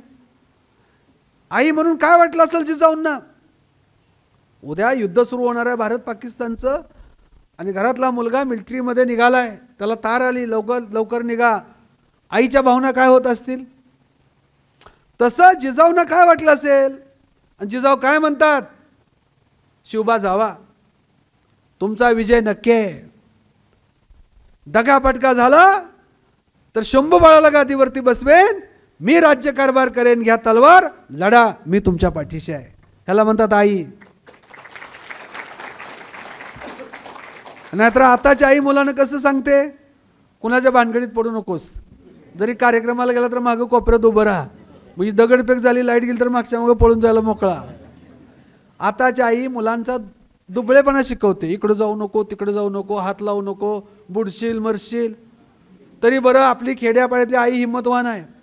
पण पुण्या मुंबईची, दिल्ली कलकत्त्याची आई आपल्या मुलांचं कौतुक कसं करते? आमचा मुलगा खूप सज्जन, त्याला थंडी सहन होत नाही, पाऊस सहन होत नाही, ऊन सहन होत नाही. आमचा मुलगा खूप सज्जन, कोणाच्या आध्यात नाही, कोणाच्या मध्यात नाही. काय करताड कमी पुरायचं आहे का त्याला? जिजाऊ जर म्हणले असते माझा शिवबा खूप सज्जन, कोणाच्या आध्यात नाही, कोणाच्या मध्यात नाही, इतिहास घडला असता का? आता सुद्धा घराघरामध्ये शिवबा जन्माला येतील, पण त्यासाठी गरज आहे अगदी घराघरामध्ये जिजाऊ निर्माण होण्याची. हिम्मतवान, कर्तृत्ववान,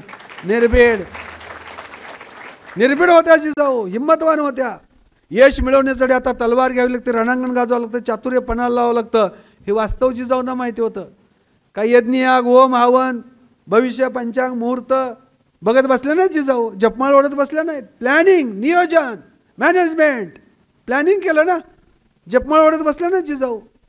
जिजाऊ विज्ञानवादी होत्या म्हणून शिवाजीराजे विज्ञानवादी होते. शिवाजीराजेंनी कधी भविष्य पाहिलं नाही, पंचांग पाहिलं नाही, मुहूर्त पाहिलं नाही. शिवाजीराजांच्या अनेक लढाया अमावस्याच्या रात्री होत्या.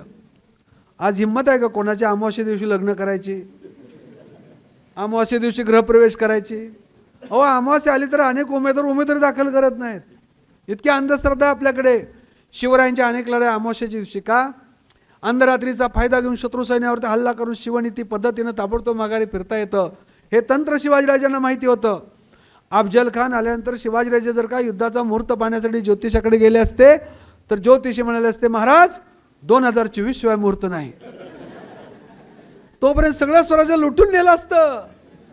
राजा, लीडर, नेता कसा असावा? 24 फेब्रुवारी 1670ला छत्रपती शिवाजीराजांना सोयराबाईच्या पोटी राजाराम नावाचा मुलगा झाला. मुलाचा जन्म पालता झाला. पुरोहित आले आणि म्हणाले महाराज मुलाचा जन्म पालता झाला, अपशकुनाय शांती करा. शिवरायांनी सांगितलं अजिबात नाही. ज्या अर्थी माझा मुलगा पालता जन्मला त्या अर्थी शुभशकुन आहे. पुरोहितांनी विचारलं कसं? तर शिवाजीराजांनी सांगितलं ज्या अर्थी माझा मुलगा पालता जन्मला त्या अर्थी तो दिल्लीची पातशाही पालती घातल्याशिवाय राहणार नाही. हे उद्गार शिवाजीराजांनी काढले. ह्याला म्हणतात राजा, ह्याला म्हणतात लीडर, ह्याला म्हणतात नेता. नाहीतर आता शिकलेले लोक सुद्धा, तुम्ही नव्हे दुसऱ्या गावचं सांगतोय, वर्तमानपत्र आलं की पहिल्यांदा काय वाचतात लोक? राशी भविष्य. मेष काय म्हणते, वृश्चिक काय म्हणते, तुळ काय म्हणते, कुंभ काय म्हणते वाचतो आपण. मग आपल्या राशी भविष्यामध्ये लिहिलेलं असतं आज तुम्हाला विमान प्रवासाचा योग आहे आणि त्र्यंबकेश्वर वरून टमटम मध्ये बसून आलं असतं. राशी भविष्य कसं ठरवतात? नावाच्या अध्यक्षरावर. ज्याच्या नावाचं पहिलं अक्षर सारखं त्याचे रास एक. उदाहरणार्थ ज्याच्या नावाचं पहिलं अक्षर स किंवा श असेल, संतोष, शरद, सायली, सौदागर, सौरभ, संजय, संगीता, सुनील, त्यांची रास कोणती? अगदी बरोबर, हुशार मुलं आहेत म्हणजे पाहतात 100%. नावाच्या अध्यक्षरावरचं राशी भविष्य खरं ठरत असेल तर मग रामाचा शत्रू रावण कस काय? राम रावण दोघांची रास एक आहे, दोघे पॅनलमध्ये पाहिजेत ना. नावाच्या अध्यक्षराचं राशी भविष्य खरं ठरत असेल तर मग कृष्णाचा शत्रू कंस कस काय? के दोघे का पार्टीत पाहिजेत. राशी भविष्य थोतांड आहे, कर्तृत्व श्रेष्ठ आहे. ज्याच्या मेंदूत मनात मनगडा सामर्थ्य असतं ती माणसं कधी भविष्य पंचांग मुहूर्त पाहत नाही. तुकाराम महाराजांचे एक अभंग आहे. तुकाराम महाराज म्हणतात मिळवणी नरनारी शकुन सांगती नानापरी तुका म्हणे आईशे महिंद तयापासी नाही गोविंद सांगो जाणती शकुन भूत भविष्य वर्तमान तयांचा मासी कंटाळा त्याचे तोंड न पाहावे. ज्योतिष भविष्य पंचांग मुहूर्त पाहणाराचं थोबाड देखील पाहू नका, असा एक अभंग आहे तुकाराम महाराजांचा. पण आज खूप वाईट अवस्था आहे हो. शिकलेली मुलं मुली सुद्धा त्यांच्या आई वडील मुला मुलीच्या लग्नाचं वय झाले काय पाहतात? पत्रिका पाहतात. मग त्यांना सांगितलं जातं तुमच्या मुलीला 9वा शनी आहे, मुलाला 8वा मंगळ आहे, 10 वर्ष लग्नाचा योग नाही, तोपर्यंत डंगरे होऊन जाणार.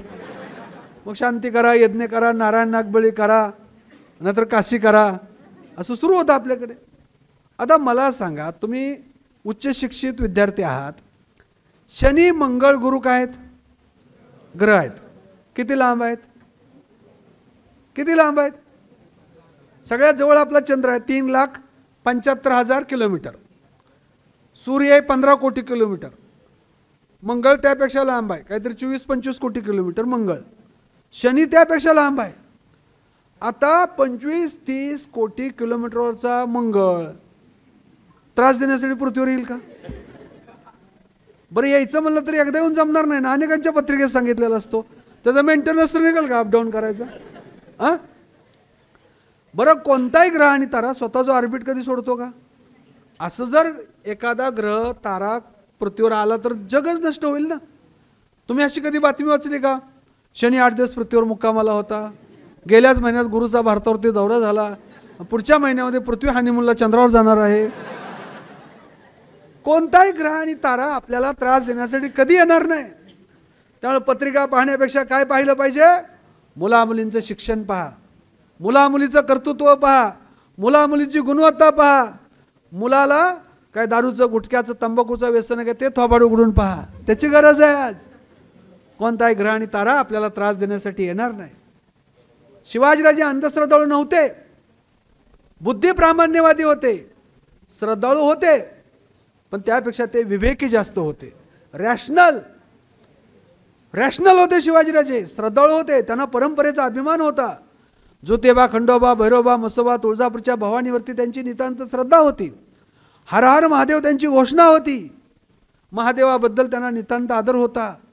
शिवाजीराजे श्रद्धाळू होते, पण यश मिळवण्यासाठी प्रयत्नच महत्त्वाचा आहे. असाध्य ते साध्य करिता सायाचं कारण अभ्यास तुका म्हणे. हा जो तुकारामाचा सिद्धांत आहे त्यावरती त्यांची नितांत भक्ती होती. मध्ययुगीन काळामध्ये समुद्र ओलांडण्यावरती पाप समजलं जात होतं ना. समुद्र ओलांडला तर वंश संपतो, धर्म बुडतो. आता डच, फ्रेंच, इंग्रज, पोर्तुगीज आपल्याकडे आले, त्यांचा धर्म बुडला का? त्यांचा वंश संपला का? जगावर राज्य केलं ना त्यांनी. छोटा इंग्लंड, महाराष्ट्र एवढा असणारा इंग्लंड अर्ध्या जगावर राज्य केलं, समुद्र ओलांडला म्हणूनच ना. पण आपल्याला काय सांगितलं होतं? समुद्र उल्लंघन करणे पाप आहे, धर्म बुडतो, वंश बुडतो. शिवाजीराजेंचं काय मत आहे याबद्दल?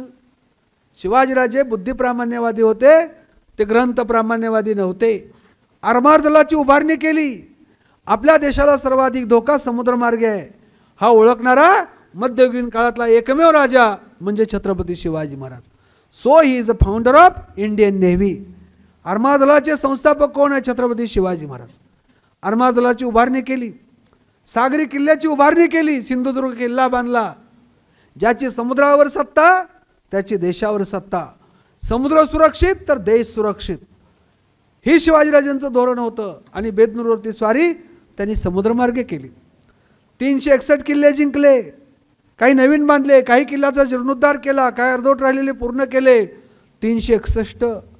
पण एका किल्ल्यावरती छत्रपती शिवाजीराजांनी स्वतःचं नाव कोरलं का? एका किल्ल्यावर कोरलेलं नाही. असं दिसलं का तुम्हाला कधी? या किल्ल्याचं उद्घाटन छत्रपती शिवाजीराजे यांनी 5 सप्टेंबर 1663 केलं. या कार्यक्रमाला प्रमुख पाहुणे तानाजी मालुसरे, येसाजी कंक, वीरबाजी पसलकर आहे का? पण आता साधी संडास जरी बांधलं तर 10-15 जणांची नावं, 6 महिन्यात भुई सपाट. अतिव ध्येयवादातून येणारा हटवाद आणि अतिव कर्तृत्वातून येणारा अहंकार छत्रपती शिवाजीराजांकडे नव्हता. हे राज्य रयतेचं आहे म्हणून रायगड स्वतः बांधला. पण नाव कोणाचं आहे किल्ल्यावरती? हिरोजी इंदलकर, सेवेसी तत्पर हिरोजी इंदलकरांचं नाव आहे. महाराजांनी स्वतःचं नाव नाही कोरलं. म्हणजे गर्व नाही, अहंकार नाही. अतिव ध्येयवादातून, अतिव कर्तृत्वातून हटवाद.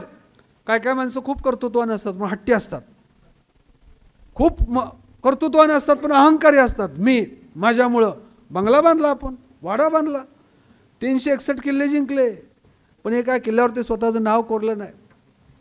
361 किल्ले जिंकले, बांधले, पण एका किल्ल्याचं वास्तुशास्त्र पाहिल्याची नोंद नाही.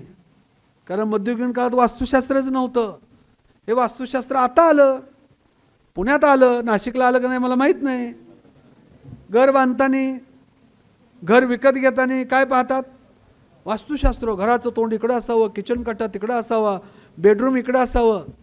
घराचं तोंड कोणीकडे आहे महत्त्वाचं नाही, घरात राहणारी माणसं किती हिंमतवान आणि किती कर्तृत्वान आहेत त्यावरती यश अवलंबून असतं. कोणती दिशा वाईट नाही, लक्षात ठेवा. पृथ्वी गोल आहे, दिशा काल्पनिक आहेत. दिशाला नावं कोणी दिली? पूर्व, पश्चिम, दक्षिण, उत्तर माणसाने नावं दिली. दळणवळणासाठी नावं आलेले आहेत. हे आभासी नाव आहेत, ते काय वास्तवात नाहीत. तुम्ही पूर्वेकडून सरळ जरी गेलात तर कुठे येणार? शेवटी पृथ्वीला प्रदक्षिणा मारून कुठे येणार? तुम्ही तिथंच येणार ना. दक्षिणेकडून सरळ गेलात तर प्रदक्षिणा मारून त्याच ठिकाणी येणार. तर दक्षिण दिशा वाईट, पूर्व दिशा चांगली, हे खोटं आहे. कुठलीही दिशा वाईट नसते. दिशाला नाव माणसाने दिली, दळणवळणासाठी दिशा आल्या. दिवसाला नाव पण माणसाने दिली. कोणता दिवस वाईट नसतो. हा दिवस शुभ आहे, तो दिवस अशुभ आहे असं नाही. दिवसाला नाव पण माणसाने दिली. आजच्या दिवसाला गुरुवार म्हणावं कोणी ठरवलं? हा वार मंगळवार आहे, संडे आहे, कोणी ठरवलं? माणसाने ठरवलं. का सूर्यावर लिहिलंय का संडे, मंडे, ट्यूसडे, वेन्सडे? जगाचं कॅलेंडर माणसाने निर्माण केलं. ग्रिगोरियन कॅलेंडर, विक्रम संवत्सर, शालिवान शक, हिजरी कॅलेंडर मानव निर्मित आहे. कोणताही दिवस वाईट नाही, प्रत्येक दिवस महत्त्वाचा आहे. काय काय मंडळी रविवारी नॉनव्हेज खातात बघा, सोमवारी खात नाहीत, आज आमचा सोमवार आहे. बुधवारी खातात, गुरुवारी खात नाहीत, आज आमचा गुरुवार आहे. शुक्रवारी खातात, बरं 12 वाजेपर्यंत खातात. शनिवारी म्हणतात आज आमचा शनिवार आहे. मग काल खाल्लेलं कुठं गेलं? अशा लोकांना मेंटल हॉस्पिटलमध्ये ॲडमिट केलं पाहिजे. आहाराचा, धर्माचा, आहाराचा, नैतिकतेचा, आहाराचा, संस्कृतीचा जगामध्ये काही संबंध नाही. म्हणून शिवाजीराजे बुद्धिप्रामाण्यवादी होते, विज्ञानवादी होते, भविष्य पाहिलं नाही, पंचांग पाहिलं नाही, मुहूर्त पाहिलं नाही, समतावादी होते, स्त्रियांचा आदर आणि सन्मान करणारे होते, शेतकऱ्यांच्या पाठीशी खंबीरपणे उभे राहणारे होते. त्यांची लढाई मोगलाविरुद्ध होती, आदिलशाहीविरुद्ध होती, अफजल खान, दिलेर खान, शाहिस्तेखानाविरुद्ध होती. पण तो लढा राजकीय लढा होता. औरंगजेबाला पत्र पाठवलंय महाराजांनी. औरंगजेबाने ज्यावेळेस जिजिया कर लादला हिंदूंवरती, हिंदूंनी जिजिया कर भरायचा. शिवाजीराजे किती प्रगल्भ विचाराचे होते पहा. महाराज म्हणतात हा अमानुषपणा आहे. असं कुठल्या धर्मात लिहिलंय की बिगर मुस्लिमांना जिजिया कर लावला पाहिजे? असा भेदभाव का करता आहात तुम्ही? तुम्ही धर्मविरोधी वागत आहात. असा भेदभाव करायचा अधिकार साक्षात ईश्वराने देखील तुम्हाला दिलेला नाही. औरंगजेबाला सुद्धा वैचारिक पत्र लिहिणे इतकी प्रगल्भता छत्रपती शिवाजीराजेंच्या ठायी होती. आणि म्हणून प्रगल्भ विचाराचा राजा. त्या काळातील लढाई ही धार्मिक लढाई नव्हती. उलट शिवाजीराजेंच्या सैन्यामध्ये देखील महत्त्वाच्या पदावरती मुस्लिम देखील होते. दर्यासरंग दौलत खान त्यांच्या अर्बंदलाचा प्रमुख होता. काजी हैदर वकील होता. नूरखान बेग त्यांच्या पायदळाचा पहिला प्रमुख होता. त्यांचं चित्र रेखाटणारा मीर मोहम्मद, त्यांचं ओरिजिनल चित्र, पहिलं चित्र जे रेखाटलं पुरंदर तहाच्या प्रसंगी ते मीर मोहम्मदने रेखाटलेलं आहे. असा राजा जगात झाला नाही. अशा राजाची प्रत्येकाला गरज आहे. त्या राजाच्या विचाराची प्रत्येकाला गरज आहे.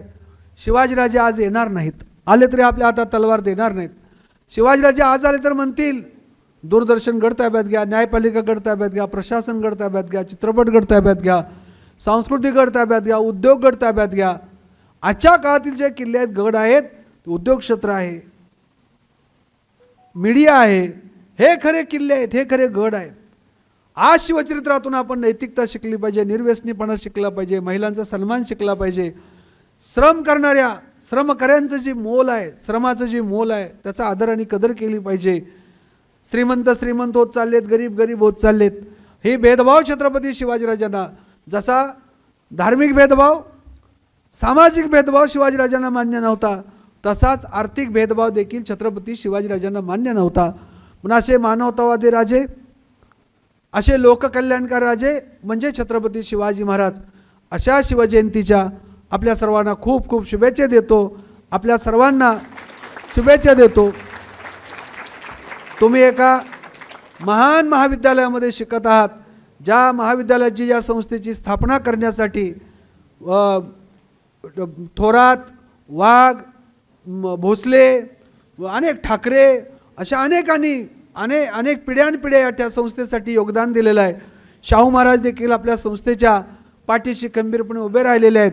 महाराष्ट्रामध्ये शैक्षणिक क्षेत्रामध्ये जसं बाबासाहेब आंबेडकरांच्या पाठीशी शाहू महाराज सयाजीराव होते, पुण्यातल्या डेक्कन एज्युकेशन सोसायटी म्हणजे फर्ग्युसन कॉलेज, अखिल भारतीय मराठा शिक्षण परिषद, श्री शिवाजी मराठा सोसायटी, उदाजी संस्था, तसेच नायर संस्था चेन्नईची, AISSPMS all India Shri Shivaji memorial society पुण्यातली, अशा अनेक संस्था उभे करण्यामध्ये शाहू महाराजांचा मोलाचा वाटा आहे.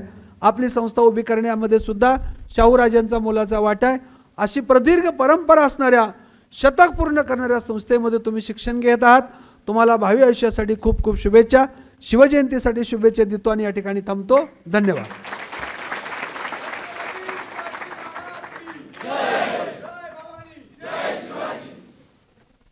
धन्यवाद सर. आज तुम्ही आम्हाला छत्रपती शिवाजी महाराजांच्या व्यवस्थापन कौशल्यांची इत्थंभूत माहिती दिली. निश्चितच आमच्या व्यवस्थापन शास्त्राच्या विद्यार्थ्यांसाठी ही फार महत्त्वाची आहे. आता मी आजच्या कार्यक्रमाचे अध्यक्ष आणि मराठा विद्याप्रसारक समाजाचे संचालक माननीय ॲडव्होकेट लक्ष्मण लांडगे साहेबांना विनंती करतो की त्यांनी अध्यक्ष मनोगत व्यक्त करावे. मराठा विद्याप्रसारक समाज समिती IMRT कॉलेजचे प्राचार्य डॉक्टर सूर्यवंशी, ज्यांनी आत्ताच शिवाजी महाराज जे लेक्चर दिले आत्तापर्यंत आपण भरपूर ऐकलं वाचलं, परंतु मी त्यांच्या वडिलांना धन्यवाद देतो. त्यांच्या वडिलांचं नाव शिवाजी आणि त्यांचा मुलाचं नाव ठेवलं श्रीमंत. श्रीमंत ही बऱ्याच प्रकारची असते, पैशाची असते, धनाची असते, पण त्यांचे हे कर्तव्यवान आणि विद्वान चिरंजीव त्यांचं नाव ठेवलं श्रीमंत, म्हणजे ते मनाने श्रीमंत आहे. व्यासपीठावर आपल्या कॉलेजचे प्राचार्य सूर्यवंशी सर, LMCचे सर्व सन्माननीय सभासद, विद्यार्थी मित्रांनो, काल सरांनी मला फोन केला, लांडगे साहेब तुम्ही या कार्यक्रमात या. म्हटलं कार्यक्रम काय स्वरूप आहे आणि त्याचे वक्ते कोण आहे? ते मला श्रीमंत कोकाटे साहेब आहे. म्हटलं शिवाजी महाराज आहे, ऐकायला मला आवडेलच. आणि मित्रांनो, आता दीड तास त्यांनी इतकं काही छान लेक्चर दिलं. आपण सोमवारी 18 तारखेला शिवजयंती आहे, तेव्हा आपण जय शिवाजी जय शिवाजी जय भवानी म्हणूच, परंतु आजच त्यांनी वातावरण इतकं शिवमय केलेलं आहे. आणि त्यांनी आता बरंच सांगितलं, मी किती देशामध्ये फिरलो. त्यांनी स्पेशली उल्लेख केला क्युबा आणि व्हिएतनाम. तर मागच्याच महिन्यामध्ये मी लायन्स क्लबच्या माध्यमातून आम्ही 40 फॅमिली व्हिएतनामला गेलो होतो. कारण हे होतं का 18 वेळेस व्हिएतनाम अमेरिकेने हल्ला केला, परंतु ते देश कधीच हरला नाही. तर का हरला नाही ती बघण्याची उत्सुकता होती. ज्या पद्धतीने पुणे आणि साताऱ्यामध्ये जावळीचं खोरं किंवा असं ते वातावरण असाच तो देश आहे, पण तिथल्या त्या जनतेने राजांनी शिवाजी महाराज चरित्र वाचलं होतं. त्याच पद्धतीने ते अमेरिकेशी लढले, म्हणजे कशा पद्धतीने लढले तर गनिमी काव्याने लढले. त्यांनी त्या सैन्यांना कसा कात्रजचा घाट दाखवला. आता सरांनी बऱ्याच याच्यात उल्लेख केला, हिरकणीचा उल्लेख केला. आणि रायगडावर फक्त एकच दरवाजा छोटा दरवाजा छोटा का ठेवला, तिथले त्या हिरकणी नाव का दिलं. आणि त्या गडावर मंदिरं वगैरे सर्व आहेत, पण ते मंदिरं असं ते हे नाही केलं, त्यांनी तिथल्या मशिदीसारखं त्याचं हे केलं, त्याचा डोम केला. का त्यावेळेस असे मंदिरं दिसले तर हे शत्रू हल्ले करायचे आणि त्याचा तो डोम कापून टाकायचे. तिथलं जो मंदिर जे आहे ते मशिदी टाईप त्यांनी हे केलेलं आहे. म्हणजे आता सरांनी सांगितलं की शिवाजी महाराज कसे होते आजच्या युगामध्ये. आता त्यांनी सांगितलं बरंच की आज सकाळी कुठल्या पक्षात होता, संध्याकाळी कुठल्या पक्षात होता, म्हणजे त्यावेळेस किती निष्ठावंत हे होते. आणि त्यांनी आरमाराविषयी सांगितलं की शिवाजी महाराज किती दूरदृष्टिकोन होता आणि हा तर किती 304 मनुष्य किती वर्ष जगल्यापेक्षा कसा जगला त्याचं ज्वलंत उदाहरण शिवाजीराजे. आज इथं आम्हाला बोलवलं, आम्हाला सन्मान केला, त्याबद्दल सरांचं आणि श्रीमंत शिवाजीराजे कोकाटेंचं मी धन्यवाद देतो. जय हिंद, जय महाराष्ट्र.